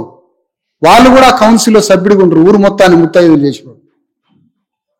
ఆ గ్రామంలో మానవమాదిగలు, యాదవులు, ముదిరాజులు, జంగమోళ్ళు, ప్రతి కులం సాగరోళ్లతో సహా అందరూ ఆ గ్రామ కౌన్సిల్లో గవర్నమెంట్ అటానమస్ స్వయం ప్రతిపత్తి కౌన్సిల్ మెంబర్గా ఊర్లో ఉంటారు. వీళ్ళ పనేంటి? గ్రామంలో ప్రతి ఒక్కరికి చేసుకోవడానికి ఉపాధి ఉండాలి. అది ఎవడి ఆధిపత్యం కింద పనిచేసే బానిస పని కాకూడదు. అత్యాధునికమైనటువంటి పనిముట్లు తయారు చేసే ఉపాధి ఉండాలి. గ్రామంలో అత్యద్భుతమైనటువంటి హాస్పిటల్ ఉండాలి. గ్రామంలో అత్యద్భుతమైన స్కూల్ ఉండాలి. ఒక బిడ్డని చేర్పిస్తే ఆ స్కూలు ప్రయోజకుడై పోస్ట్ గ్రాడ్యుయేషన్ చేసి బయటకు వచ్చేంత వరకు బువ్వ పెట్టి చూసే స్కూల్ ఉండాలి. మనిషిని 120 ఏళ్ళు బతికించే హాస్పిటల్ ఉండాలి. ప్రతి మనిషికి 2 ఎకరాల భూమి ఉండాలని ప్రతిపాదన చేసే ఒక కౌన్సిల్ కమిటీని పెట్టుకుంటాం. గ్రామంలో 100 కులాలు ఉంటాయి అందులో. అరే మీకు సిగ్గుంటే ఈ పని చేయండి. పాలకులకి ఈ పని చేస్తారా? ఈ పని చేయరు. 100 కులాల నుంచి 100 బోకర్లను చేస్తారు మమ్మల్ని చంపడానికి. ముతరాశ ఆయన, గొల్ల ఆయన, ఇందులో ఎవడో మనకు అనుకూలంగా ఉండేది కొద్దిగా తలకాయ ఉంచుకొని సార్ దండం పెడతా సార్ అని అనేది ఎవడరా? వాడిని పట్టుకురండి. గట్టిగా ఛాతి ఇట్లా ఇరుచుకొని ఎదురుగా సీరియస్ దృష్టి ఉంటారు మన దాంట్లో. అరే వీనికి ఎప్పటికీ టికెట్ ఇవ్వద్దని వాళ్ళు మాట్లాడుకుంటారు. ఎందుకంటే వాడికి తెలుసు ఛాతి కొలత. ఇట్లా నిలబడి వాడి వైపు ఇట్లా సీరియస్ చూస్తే జన్మలో వాడికి సర్పంచ్ స్థానం కూడా ఇయ్యరు. వాడికి లెక్కలు తెలుసు. వాడికి మొత్తం మన బాడీ లాంగ్వేజ్ అంతా. గొర్రెలకి తోటి గొర్రె గురించి తెలియదు, గొర్రెలు కాసేవాడికి తెలుసు గొర్రె గురించి. మనకేం తెలుసు మన గురించి? కాసేటోడికి తెలుసు. కమ్యూనిస్ట్ పార్టీలో రెడ్డి గారు ఉంటాడు. ఎవడు వీడు కొట్లాటకి ఎవడు పనికి వస్తాడు? పాట పాడటానికి ఎవడు పనికి వస్తాడు? ఫలానా దొర మీద గొడ్డలు తీసుకొని పోవడానికి పనికి వస్తాడు. ముందుగానే పసిగడతాడు మన బాడీని. పసిగట్టి మొత్తం కేసులలో ఇరికిస్తాడు మనల్ని. ఇదంతా వాళ్ళు చేస్తున్న ఆట. ఒక్కసారి రాజకీయ కన్ను తెరుచుకుంటే మనది, ఒక్కసారి పొలిటికల్ రాజకీయ కన్ను తెరుచుకుంటే లెక్కలన్నీ తారుమారైతాయి. టోటల్ లెక్కలు తారుమారైతాయి. దానికోసమే ఈ జేఏసీ. అందుకని నేనేమంటానంటే ఆత్మగౌరవం అంటున్నాం మనం. బీసీ ఎస్సీ ఎస్టీల ఆత్మగౌరవం. ఆత్మగౌరవం అంటే ఏంటి? అసలు ఆత్మగౌరవం అంటే గౌరవించుకోవడానికి ఇంతకు నీ దాంట్లో ఆత్మ ఉన్నదా? ఆత్మ ఉన్నదా? ఎవరి ఆత్మ? వేల సంవత్సరాలుగా నీ పూర్వీకులు ఇచ్చేటువంటి వారసత్వ జ్ఞానం ఒకటి ఉన్నదిగా. ఆ వారసత్వ జ్ఞానంతో నీకు ఆత్మ ఉన్నదా? నా యాదవ సోదరులు ఒకప్పుడు రాజులు. అది శ్రీకృష్ణుడా, కాటమరాజా, మరొక రాజా, యాదవులంతా రాజులు. ఆ రాజుల వారసత్వాన్ని గుండెల్లో పుణికిపుచ్చుకున్న ఆత్మ కట్టుకున్నవా? ఈ కృష్ణానది మొత్తం యాదవరాజులే. కృష్ణానది అంటే యాదవులే. గోదావరి నదికి తక్కువ, కృష్ణానది అంటే యాదవులు. యాదవులు పోయి రెడ్డోళ్ళ ఇంటికాడ నిలబడతారా? కాళ్ళు కట్టుకొని చేతులు కట్టుకొని. ఏది యాదవరాజు. ఇంకో విషయం తెలుసా? రెడ్లకి 50 ఏళ్ళ నుంచి గొల్లలే పైసలు ఇస్తారు మట్ల తీసి.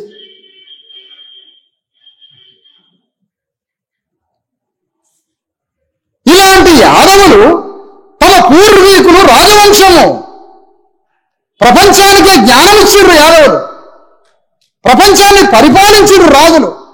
కాటమరాజు, బీర్నీడు అని 2 రాజులు అవతల కృష్ణానది ఒడ్డున బయట నుంచి వచ్చి రాజ్యాన్ని పరిపాలించారు. రాజులు తెలంగాణలో కూడా రాజ్యాన్ని పరిపాలించారు. ఈ ఆత్మ ఉన్నదా యాదవులకి? ఆత్మ ఉంటే నువ్వు రెడ్ల కింద ఎట్లా పనిచేస్తావు? ఆ ఆత్మ ఉంటే నువ్వు ఎర్రగొర్రెల కింద ఎట్లా పనిచేస్తావు? వెంటనే యాదవరాజు ఏం చేయాలి?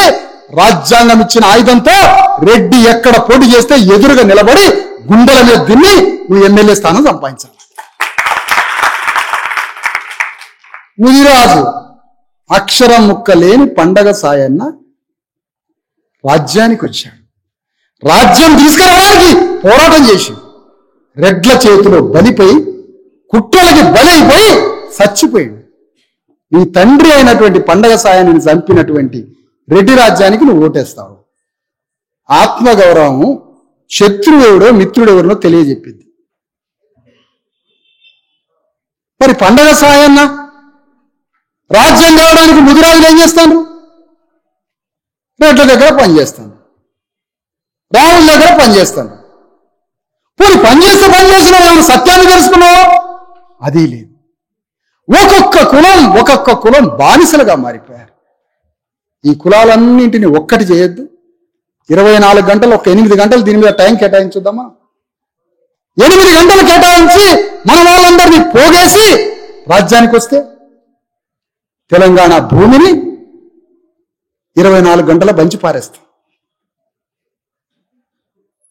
అందుకోసమే తెలంగాణలో బీసీ ఎస్సీ ఎస్టీలకి ఒక ఐక్య కార్యాచరణ,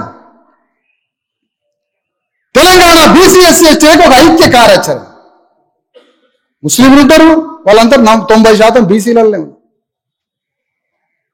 అలాంటి వాళ్ళందరితో ఐక్య కార్యాచరణ కడదాం. బీసీ ఎస్సీ ఎస్టీ జేఏసీ గ్రామానికి కమిటీలు వేసుకుందాం. ఎన్ని కులాలుంటే అన్ని కులాలకి సభ్యత్వం ఇద్దాం. అందులో మనమంతా ఒక్కటై రెడ్డి రావుల రాజ్య భూమి ఆధిపత్యంపై ధిక్కారం, ఆధిపత్యంపై విప్లవం. ఇంత పెద్ద మీటింగ్ పెట్టినాం, మరి ఒక రెడ్డి ఆయన వెలమైన ఇందులో లేడు. వాళ్ళు రాజ్యం తెచ్చుకోవడానికి కూర్చుంటున్నారు. వీళ్ళు మనం ఎందుకు పోవాలని నిర్ణయం తీసుకున్నారు వాళ్ళు. మరి మనం ఏనాడైనా తెలంగాణ ఉద్యమంలో, కమ్యూనిస్టు పార్టీ ఉద్యమంలో, తెలుగుదేశం పార్టీలో, కాంగ్రెస్ పార్టీలో, బీజేపీ పార్టీలో, సిపిఐలో, నక్సలైట్లలో వాళ్ళు రాజ్యం తెచ్చుకోవడానికి పార్టీలు పెట్టిండ్రని మనం పోకుండా ఉన్నామా? ఎప్పుడన్నా ఉన్నామా? మరి మీరెందుకు పోయిన వాళ్ళకి? నాకు ఆత్మగౌరవం ఉంది కాబట్టి నేను పోలే వాడు పెట్టిన ఉద్యమంలోకి. తెలుసో తెలవకో, ఎమోషనో ఇంకోటో, తెలుసో తెలవక పోయినాం అందులోకి. కానీ ఇప్పుడు తెలుసుకోవాలి కదా. ఏ గ్రామం పోయినా, ఎక్కడికి పోయినా ఏ కొంపల ఆరోగ్యం కరెక్ట్ లేదు, ఎవరికి ఆరోగ్యాలు బాగోటలే, అన్యాయంగా చచ్చిపోతున్నారు. కిడ్నీ ఫెయిల్ అయ్యి, లివర్ ఫెయిల్ అయ్యి, హార్ట్ ఫెయిల్ అయ్యి. ఎందుకు? పౌష్టికాహారం లేక. ఇంకెందుకు? ధర్మం తెలవక. ధర్మం తెలిస్తే ఆత్మ చల్లబడుతుంది, మనసులో ప్రశాంతత వస్తుంది, సంతోషం వస్తుంది, మార్గం తెలుస్తుంది, యుద్ధ వీరులాగా పనిచేస్తావు. పని చేయడంలో నీకు ఆత్మతృప్తి, సంతోషం లభిస్తాయి.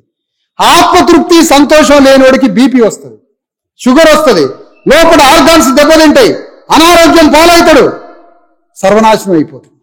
మనకు ధర్మం తెలియదు, దారి తెలియదు, పౌష్టికాహారం లేదు, అనారోగ్యాల పాలవుతున్నాం. కాబట్టి తెలంగాణ గడ్డ మీద బీసీ ఎస్సీ ఎస్టీ జేఏసీని ఒక ప్రతిపాదన చేస్తున్నాం. తెలంగాణలో మనం రాజ్యానికి రావాలని. ఈ రాజ్యానికి వస్తే ఇది భారతదేశానికి నమూనాగా మారాలనే ఒక పెద్ద ఆలోచనతో ముందు జేఏసీని తెలంగాణ గడ్డ మీద అధికారంలో తేవడానికి, దాంట్లో మొత్తం అణగారిన కులాలైన విద్యావంతులు చేర్పించడానికి తీసుకొని వచ్చింది. ఇప్పుడు గ్రామంలో మనోడు అంటాడు, మనోడు నిలబడ్డాడు సార్,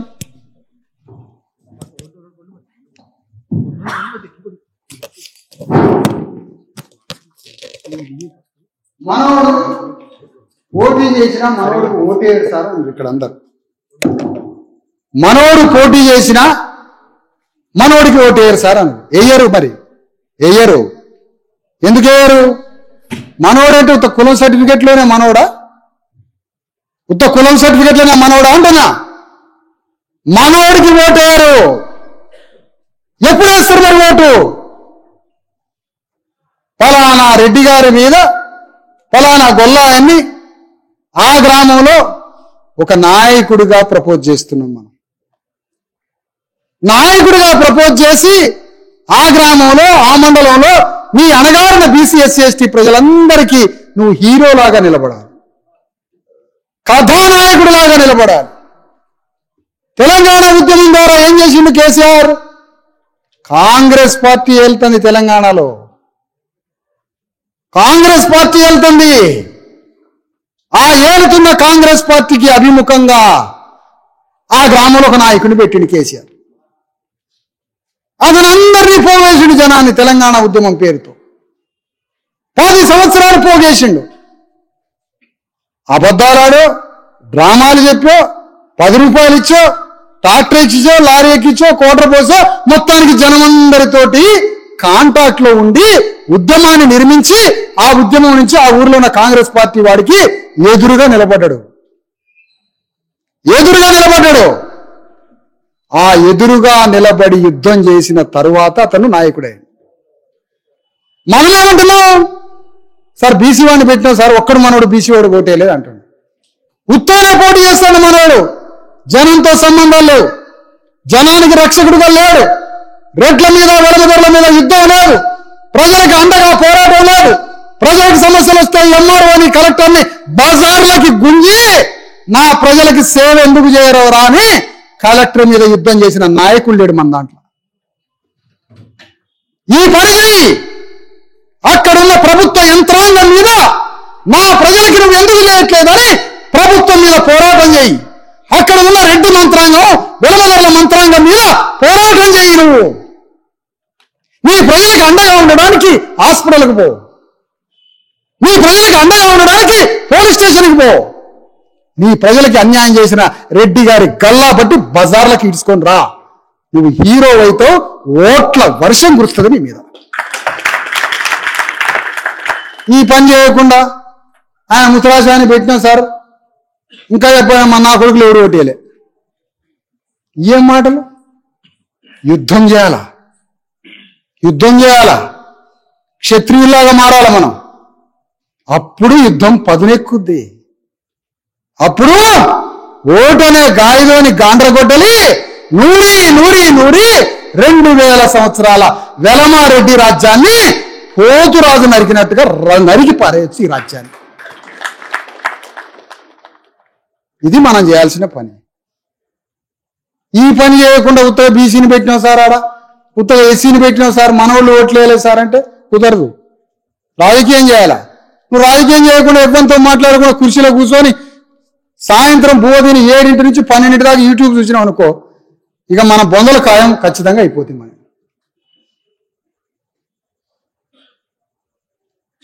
అందుకనే ఇది రాజకీయ యుద్ధం, ఇది రాజకీయ పూర్వీకుల వారసత్వ యుద్ధం. డాక్టర్ అంబేద్కర్, జ్యోతిరావు ఫూలే, సాహు మహారాజులు మన పూర్వీకులు కొనసాగించిన ఒక మహా పోరాటం ఇది. ఈ పోరాటం మన ప్రజలకి తెలియలేకుండా చెప్పబట్టి మనకి దారి లేకుండా, మనోనేత్రం లేకుండా, గమ్యం తెలవకుండా ఇష్టం వచ్చినట్టుగా పిచ్చోళ్ళం అయిపోయి మన రాజ్యాన్ని మనం తెచ్చుకోలేకపోతున్నాం. అందుకనే తెలంగాణలో బీసీ ఎస్సీ ఎస్టీలందరినీ ఒక్కటి చేయడానికి, అగ్రకుల రాజ్యానికి అభిముఖంగా నిలబెట్టడానికి, ఆ అభిముఖంగా నిలబెట్టి బీసీ ఎస్సీ ఎస్టీలను అందరినీ ఒక్కటి చేసి రాజ్యానికి రావడం కోసం తీసుకొస్తున్న ఉద్యమమే Telangana BC SC ST JAC. మరి ఇది నేను వనపర్తి వచ్చి చెప్పిన, మరి రేపేది నా పని? రేపు నీ పని ఏంటి?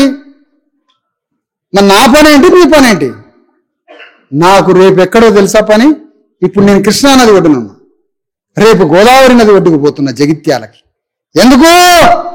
జగిత్యాలలో మా భూమి రథయాత్ర 1,00,000 కిలోమీటర్ల రథయాత్ర 3.5 నెలల నుంచి సాగుతున్న రథయాత్రని 20 రోజుల తర్వాత కొనసాగించడానికి రేపు జగిత్యాల పోతున్నా.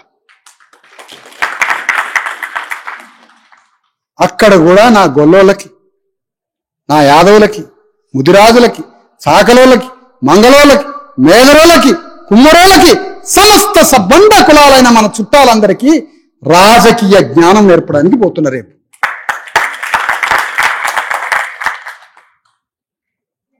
మరి ఈ రాజకీయ జ్ఞానంలో రేపు సాయంత్రం మీరు వస్తారా, యూట్యూబ్ ఒత్తుకుంటూ కూర్చుంటారా? ఏం చేస్తారో చూడాలి మరి రేపటి నుంచి. రేవంత్ రెడ్డి రోజు అవమానిస్తాడు మనల్ని, రోజు అవమానిస్తాడు రేవంత్ రెడ్డి. రోజు రెడ్లని గౌరవిస్తాడు, రోజు రెడ్లని గౌరవిస్తాడు, రోజు బీసీ ఎస్సీ ఎస్టీలను అవమానిస్తాడు. సాగలోళ్ళకి నేనే ఇచ్చిన టికెట్. ఈయన ఇచ్చిండాడు సాగల, ఆయనకి షాదనగర్లో. ఈయన సాగలానికి టికెట్ ఇచ్చిండట. ఇంకా నేను అంబేద్కర్కి నేనే రాజ్యాంగం రాయమని చెప్పినానులే అన్నా అంటాడు. ఎందుకు ఈనోటోళ్ళు మనం ఉన్నాగా యూట్యూబ్లో వచ్చేవాళ్ళు ఏం మాట్లాడినాను కూడా అంటాడు మనోడు ఒకడు. రాజ్యాంగం రాయమని ఆయనకి ఇచ్చిన అవకాశం. ఉపరాష్ట్రపతి అభ్యర్థాడు పాపం ఆయన 1000 ఎకరాల భూస్వామి బిడ్డ. ఆయన్ని రాజ్యాంగ రక్షకుడిలాగా తీసుకొని పోతాడట. ఏదే కథ స్క్రీన్ ప్లే స్క్రిప్టే ఆ పిచ్చోడుగా రాహుల్ గాంధీ ఆయన చెప్తాను పోయి. ఆయనకి పైసలు కరప్షన్ ఏం తెలియదట. రేవంత్ రెడ్డి ఉండేది ఎక్కడుండేది రేవంత్ రెడ్డి? కాదు, ఢిల్లీలో ఉంటాడు, అప్పుడప్పుడు హైదరాబాద్ వస్తాడు. ఆయన ఉండేది ఢిల్లీ, వచ్చేది అప్పుడప్పుడు హైదరాబాద్. ఎందుకు ఢిల్లీలో ఉండేది? రాహుల్ గాంధీకి పైసలు ఎటు సంపాదించాలో చెప్తున్నాడు.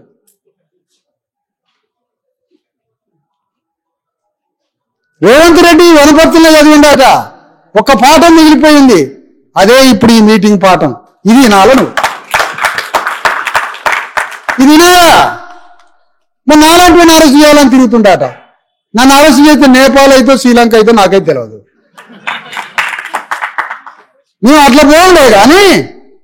అట్లా పోలే కానీ భావజాల ఖడ్గాన్ని తీసుకొని పోతాం, రాజ్యాంగ ఆయుధాలను తీసుకొని పోతాం.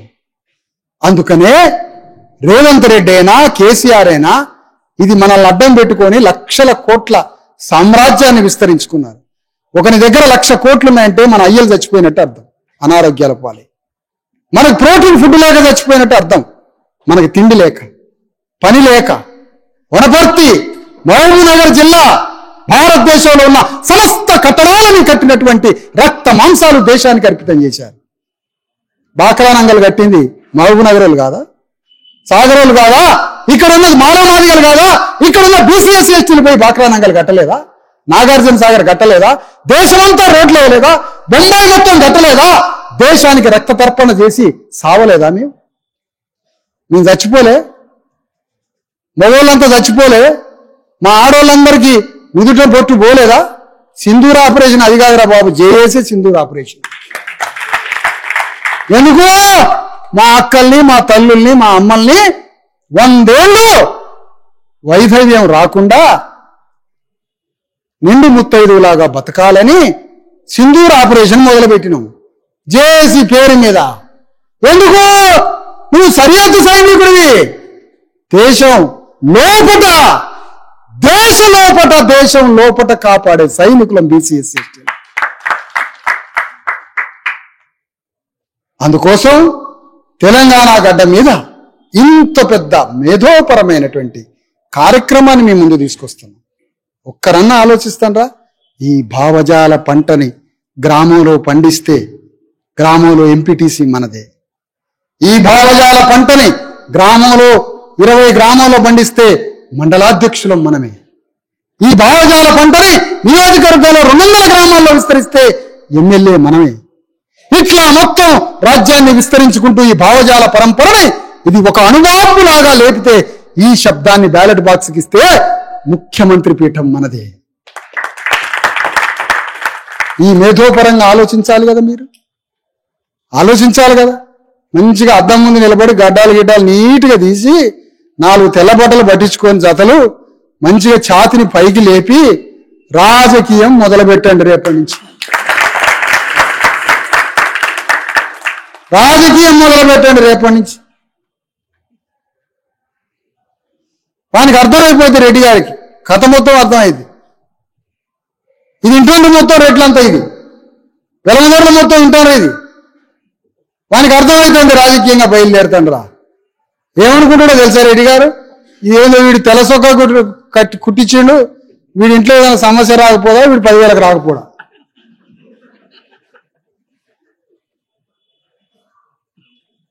అప్పుడు నువ్వేమనంటే, నాకు ఉద్యమం ఉన్నది, లక్షల సంఖ్యలో ఇప్పుడిప్పుడే ఉద్యమం జరుగుతుంది, ఒక్క రూపాయి నా ఫోన్ పేలో వేసినా నా హాస్పిటల్ ఖర్చులు వెళ్తాయని చెప్పండి.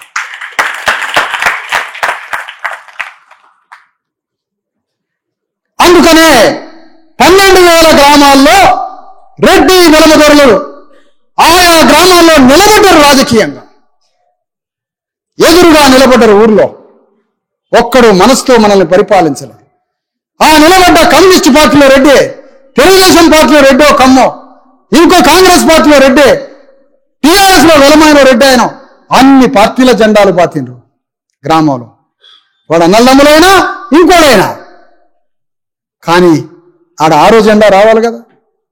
ఆరో జెండా ఒక అడుగు ఎత్తునే కట్టాలి. ఆ ఆరో జెండా అదే బీసీ ఎస్సీ ఎస్టీ జెండా, అదే బీసీ ఎస్సీ ఎస్టీ దిమ్మె, అదే గ్రామంలో మనందరినీ పోగేసేది.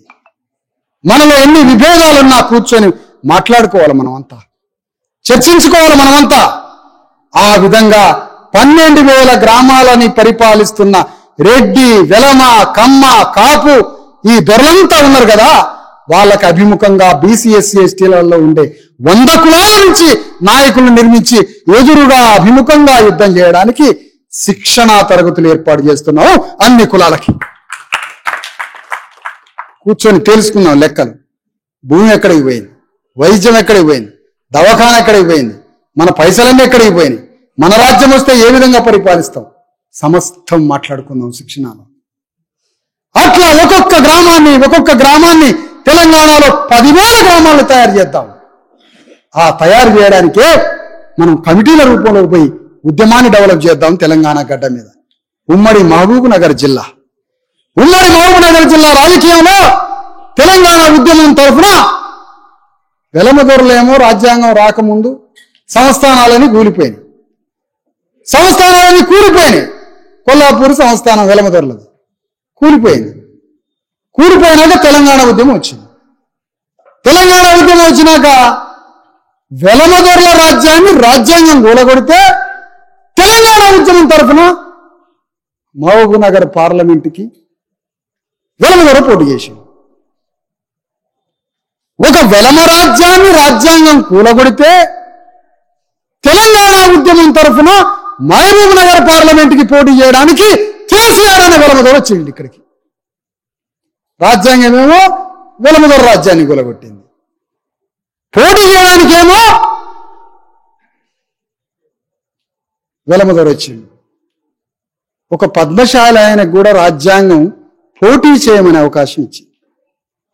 ఒక పద్మశాలి ఆయన ఈ వెలమదొర మీద పోటీ చేయడానికి వచ్చింది మహబూబ్ నగర్కి. కానీ పద్మశాలి వాళ్ళంతా మాకు పద్మశాలుడు అవసరంలే, తెలంగాణ ముఖ్యం కాబట్టి వెలమదొరకు ఓటేస్తామని పద్మశాలినే వెలమదొరకు ఓటేశారు. చూసారా, ఒక ఉద్యమం, ఒక తెలంగాణ ఉద్యమం మన మనోనేత్రాన్ని ఎట్లా దెబ్బకొట్టిందో చూసారా. నీ వర్గం వాడు, నీ పద్మశాలి శ్రామిక వర్గం వాడు, నీ పద్మశాలి వ్యక్తి మహబూబ్ నగర్ పార్లమెంటుకి పోటీ చేస్తే, అతని మీద వెలమదొర పోటీ చేస్తే తెలంగాణ ఉద్యమం చచ్చిపోతుంది, ఈయన ఓడిపోతే అని వెలమదొరని పార్లమెంటుకి పంపించాం. ఏం ఆలోచిస్తున్నాం మనం? ఈ విధంగా మన ఆలోచనలు మొత్తం దెబ్బతినిపోతున్నాయి. మన జ్ఞానమంతా అంతమైపోతుంది. అంతమయ్యే టైంలో ఈ జేఏసీ పురుడు పోసుకుంది. మార్చి 31వ తారీఖున తెలంగాణ గడ్డ మీద ప్రముఖ మేధావులంతా కలిసి, అడ్వకేట్లు, లాయర్లు, జడ్జీలు, కలెక్టర్ల ర్యాంకులో ఉన్న వాళ్ళందరూ వచ్చి బీసీ ఎస్సీ ఎస్టీ జేఏసీని ఆవిష్కరించి ఆశీస్సులు ఇచ్చిపోయారు. వెంటనే 15 రోజుల గ్యాప్ తీసుకొని మా భూమి రథయాత్రని ఆదిలాబాద్ నుంచి ప్రారంభించి, దవాఖానా ఉందా ఊళ్ళే? కొంపలు కరెక్టే ఉన్నాయి. ఆ ఇల్లు మనవి? ఒక్క ఇల్లన్నా ఉందా? ఇంత వ్యాపారం చేసుకునేటోడు ఉందా మనోడు? ఇంత బిజినెస్ చేసుకునేవాడు ఉన్నాడా? వనపర్తిలో రోడ్ల మీద పోతే ఆదివారం మొత్తం రోడ్ల మీద బజార్ల మన్ను పోసుకునే కాడ ఏట్ల పోసుకుంటారు. మట్టి కాడ ఉచ్చులు పోసే కాడ కూరగాయలు అమ్ముతారు. దేశ ప్రధానమంత్రి సిగ్గున్నదా? దేశంలో 100 కోట్ల మంది బీసీ ఎస్సీ ఎస్టీలు చిన్న చిన్న వ్యాపారాలు ఉచ్చులు పోసుకునే కాడ చేసుకుంటారు, బస్తాలుగా వేసుకొని. రాష్ట్ర ముఖ్యమంత్రి సిగ్గుశరం ఉందా? ఇదే నువ్వు చేసే పరిపాలన? అదే మనం రాజ్యానికి వస్తే నీ అమ్మ, నీ అక్క, మన తల్లిదండ్రులు రోడ్ల మీద అట్లా బజార్ల కూరగాయలు పోసేది మనం చూస్తావా? అసలు వెంటనే వాళ్ళకి అద్భుతమైన వ్యాపార సముదాయాన్ని కట్టిస్తాం. బీసీ ఎస్సీ ఎస్టీలకి ఒక్క రూపాయి ఇవ్వకపోయినా ఇంత అద్భుతమైనటువంటి రోడ్ల మీద చిన్న చిన్న వ్యాపారాలు చేస్తాండే. వీళ్ళకి పెట్టుబడి ఇస్తే, వీళ్ళ కానీ లోన్లు ఇస్తే ప్రధాన అగ్రవర్ణ వ్యాపారాలు కూలిపోతాయని 10 రూపాయలు లోన్ ఇచ్చేవాడు లేడు. మనకి 10 రూపాయలు లోన్ ఇచ్చేవాడు లేడు. మనకే రాజ్యం వస్తే 10,000 షాపుల్ని ఒకే దగ్గర 10,000 షాపులు కట్టించి 10,000 మంది బీసీ ఎస్సీ ఎస్టీ యువకుల్ని 10,000 షాపులు కట్టించి సమస్త వస్తువులు అక్కడే కొనాలి అని ఒక గవర్నమెంట్ ఆర్డర్ పాస్ చేస్తే రెడ్డి వేల వ్యాపారస్తులు వాడు పాయింట్ వాడిప్పి ఉరి పోసుకొని సావాలి. ఎవడో నీ దగ్గర కొనేది వస్తు, నీ చికెన్ షాప్కి వచ్చేది ఎవరు? స్నేహ చికెన్ కాడికి నీ స్నేహ చికెన్ ఎవరు కొనాలిగా? కాదు, వెనకాల చికెన్ ఎవరు? కమ్మాయింది. స్నేహ చికెన్ ఎవరు? రెడ్డి గారిది. కోళ్ళ నెత్తురు కాడ వాళ్ళే, నేతి మీటాల కాడ కూడా వాళ్ళే.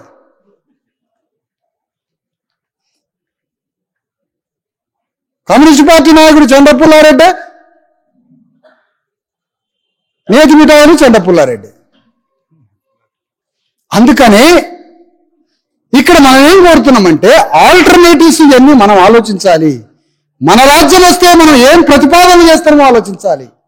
ఇవన్నీ ఆలోచించి తెలంగాణలో మన బీసీ ఎస్సీ ఎస్టీల సమాజాన్ని ఏకీకృతం చేయాల్సిన అవసరం ఉంది. ఆ విధంగా ఇక్కడ ప్రధానమైన బీసీ ఎస్సీ ఎస్టీ జేఏసీ ఆర్టీసీలో పెడతాం, ఆర్టీసీలో జేఏసీ పెడతాం. ఇక ఆర్టీసీలో ఒకే రెడ్డి ఉంటాడు, అశ్వత్థామరెడ్డి, ఆయన నాయకుడు ఆడదానికి. ఇక మన నాయకులం కాదు. బస్సు తోలేటోళ్ళు మెకానిక్లు మొత్తం బీసీ ఎస్సీ ఎస్టీలే. అందులో ఒకే ఒక రెడ్డి ఉంటాడు, ఆ రెడ్డి దానికి నాయకుడు. అయితే ఆర్టీసీలో జేఏసీ పెడతాం, డాక్టర్లలో జేఏసీ పెడతాం, లాయర్లలో జేఏసీ పెడతాం, ఆటో యూనియన్లో జేఏసీ పెడతాం.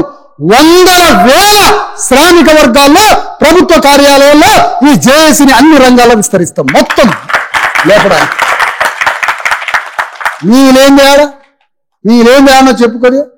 ముఖ్యమంత్రి పీఠం కానే లేవు, అంతటా ఉన్నాం.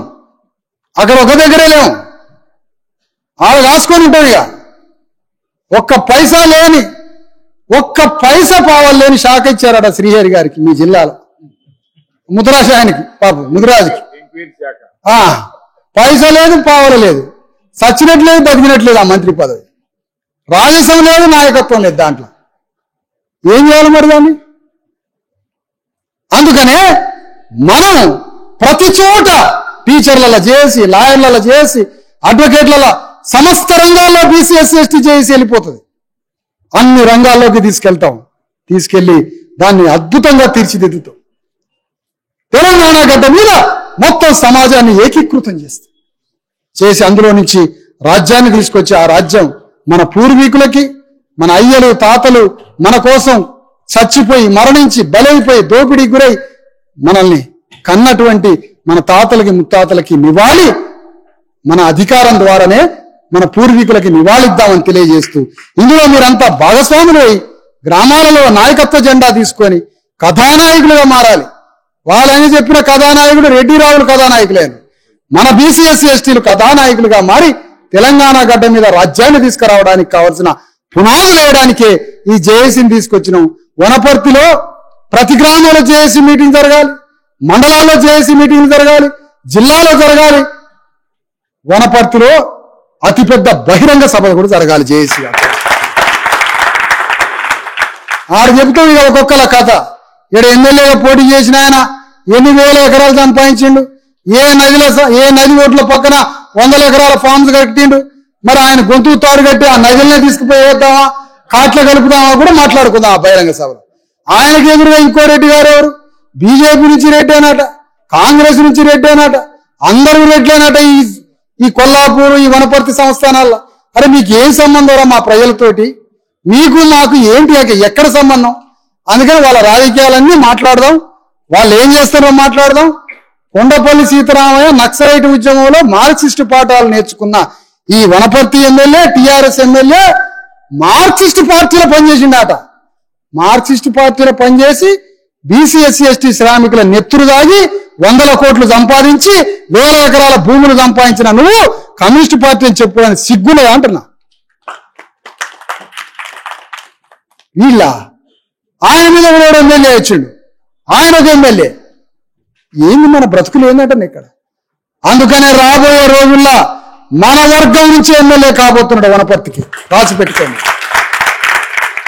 మనలో ఎన్ని గొడవలున్నా, ఎన్ని అంతర్గత కలహాలున్నా వాటన్నిటినీ సవరించుకొని మన వర్గం వాడు, మన సామాజిక వర్గం వాడు, మన బీసీ ఎస్సీ ఎస్టీ నుంచి వనపర్తిలో ఎమ్మెల్యే కావాల్సిందే. బీసీ నుంచి వనపర్తిలో ఎమ్మెల్యేగా అసెంబ్లీలో అడుగు పెట్టాల్సిందే. అదే మన వర్గం. దానికోసం పని చేద్దాం. అట్లా దానికోసం వీటన్నింటి కోసం పెద్ద పెద్ద బహిరంగ సభలను ఆర్గనైజ్ చేయాలి. తలా 10 రూపాయలు వేసుకొని బహిరంగ సభలను ఆర్గనైజ్ చేయాలి. ఆ దిశగా మన కమిటీలు నిర్మాణం జరగాలని కోరుతూ, దీని తర్వాత బీసీ ఎస్సీ ఎస్టీ చేసి కమిటీ ఏర్పాటు ఉంటుంది. ఉత్సాహవంతులు, నాయకత్వం కావాలనుకునేవారు అందరూ పాల్గొనాలని కోరుతున్నాం. రాజకీయ కోరికలు ఉన్నోళ్ళే వచ్చే సభలకు రాండి అయ్యా. రాజకీయ కోరికలు లేని వాళ్ళు మాత్రం వద్దు, దయచేసి వద్దు. మీరు చాలా మంచి వాళ్ళు, వేరే కాడ ఉండాలి మీరు. అందుకని రాజకీయ పొలిటికల్ డిజైర్, రాజకీయ కోరిక ఉన్న వాళ్ళే కావాలి ఇక్కడ. యాదవులు అంటే మామూలు వ్యక్తులు కాదు. భారతదేశ చరిత్రలో బీసీలకి రిజర్వేషన్ల కోసం మండల్ ఉద్యమం జరుగుతుంటే, బీసీలకి రిజర్వేషన్ల కోసం ఒక మహోద్యమ విప్లవం మండల ఉద్యమం జరుగుతుంటే, ఆ మండల ఉద్యమాన్ని తగలబెట్టి నాశనం చేయడానికి కమండలం అని ఎల్కే అద్వాని భారతదేశం అంతా అప్రతిహతంగా రథయాత్ర చేస్తుంటే ఈడ్చుకొచ్చి గుంజకొచ్చి జైల్లో పారేసిండు లాల్ కృష్ణ అద్వానిని, లల్లు ప్రసాద్ యాదవ్ అనే గొల్లాయన.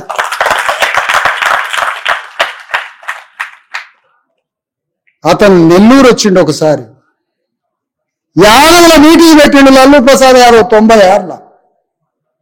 గొల్లోళ్ళందరినీ పిలిచి ఏమన్నాడో తెలుసా?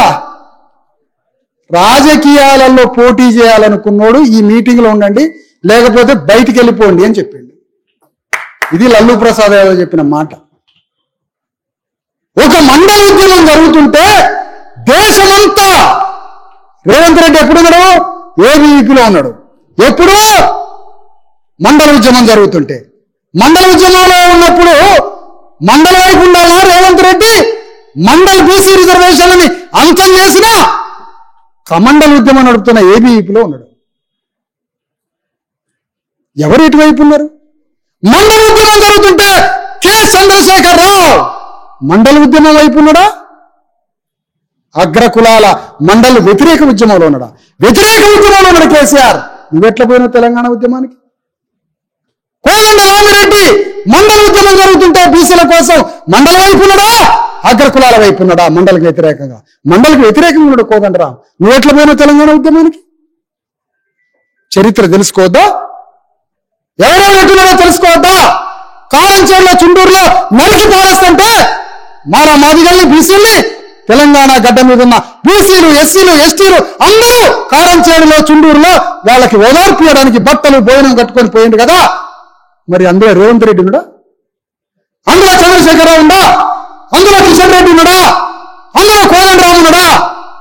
మళ్ళా మేమే అన్నం కట్టుకొని పోయినాం కదా మా వాళ్ళు చేస్తుంటే. ఎందుకురా మరి మీరు మాకు నాయకులు? ఎందుకంటున్నా? దోపిడీ చేయడానికా? వస్తుంది విప్లవం, జేఏసీ విప్లవం వస్తుంది. కాసుకో. బయలుదేరినా నేనే చెప్తున్నా, రేవంత్ రెడ్డి గుండెల మీద యుద్ధం చేయడానికి విశాఖపట్నం బయలుదేరి చూద్దాం.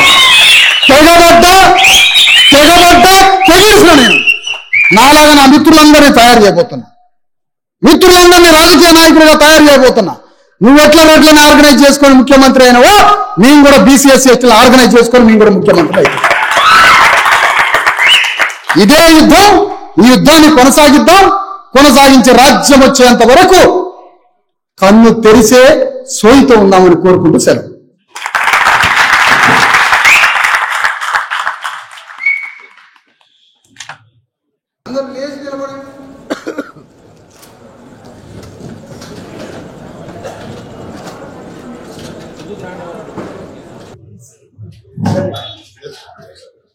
ఇది భారత రాజ్యాంగ పీఠిక ప్రియాంబుల్. భారతదేశ ప్రజలమైన మేము భారతదేశాన్ని సర్వసత్తాక సార్వభౌమ సామ్యవాద లౌకిక ప్రజాస్వామ్య గణతంత్ర రాజ్యాంగంగా నిర్మించుటకు పౌరులందరికీ సామాజిక ఆర్థిక రాజకీయ న్యాయాన్ని భావ ప్రకటన విశ్వాసము ధర్మము ఆరాధనలతో కూడిన స్వేచ్ఛ స్వాతంత్రాలను అంతస్తులోను అవకాశములోను సమానత్వమును చేకూర్చుటకు అందరిలో వ్యక్తి గౌరవాన్ని దేశ సమగ్రతను తప్పక తీసుకొచ్చే సోదర భావాన్ని పెంపొందించుటకు సత్యానిష్టగా తీర్మానించుకొని రాజ్యాంగ పరిషత్తులో 1949 నవంబర్ 26న ఆమోదించుకొని చట్టబద్ధం చేసుకొని మాకు మేము సమర్పించుకుంటున్నాము. ఈ ఆయుధాలతో రెడ్డి రావుల రాజ్యాన్ని కూల్చి పారేస్తాము.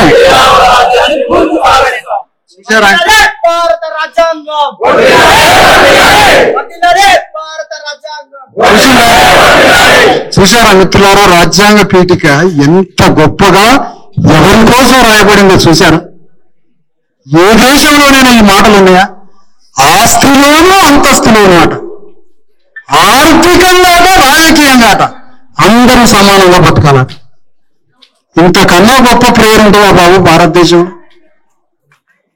ఇదే ఈ ఆంధ్రనే మీరు మాట్లాడిన మాటలు, ప్రొఫెసర్ గారు మాట్లాడింది, అందరూ మాట్లాడిన మాటలు ఈ రాజ్యాంగ పీఠిక పరిధిలోనే ఉన్నాయి.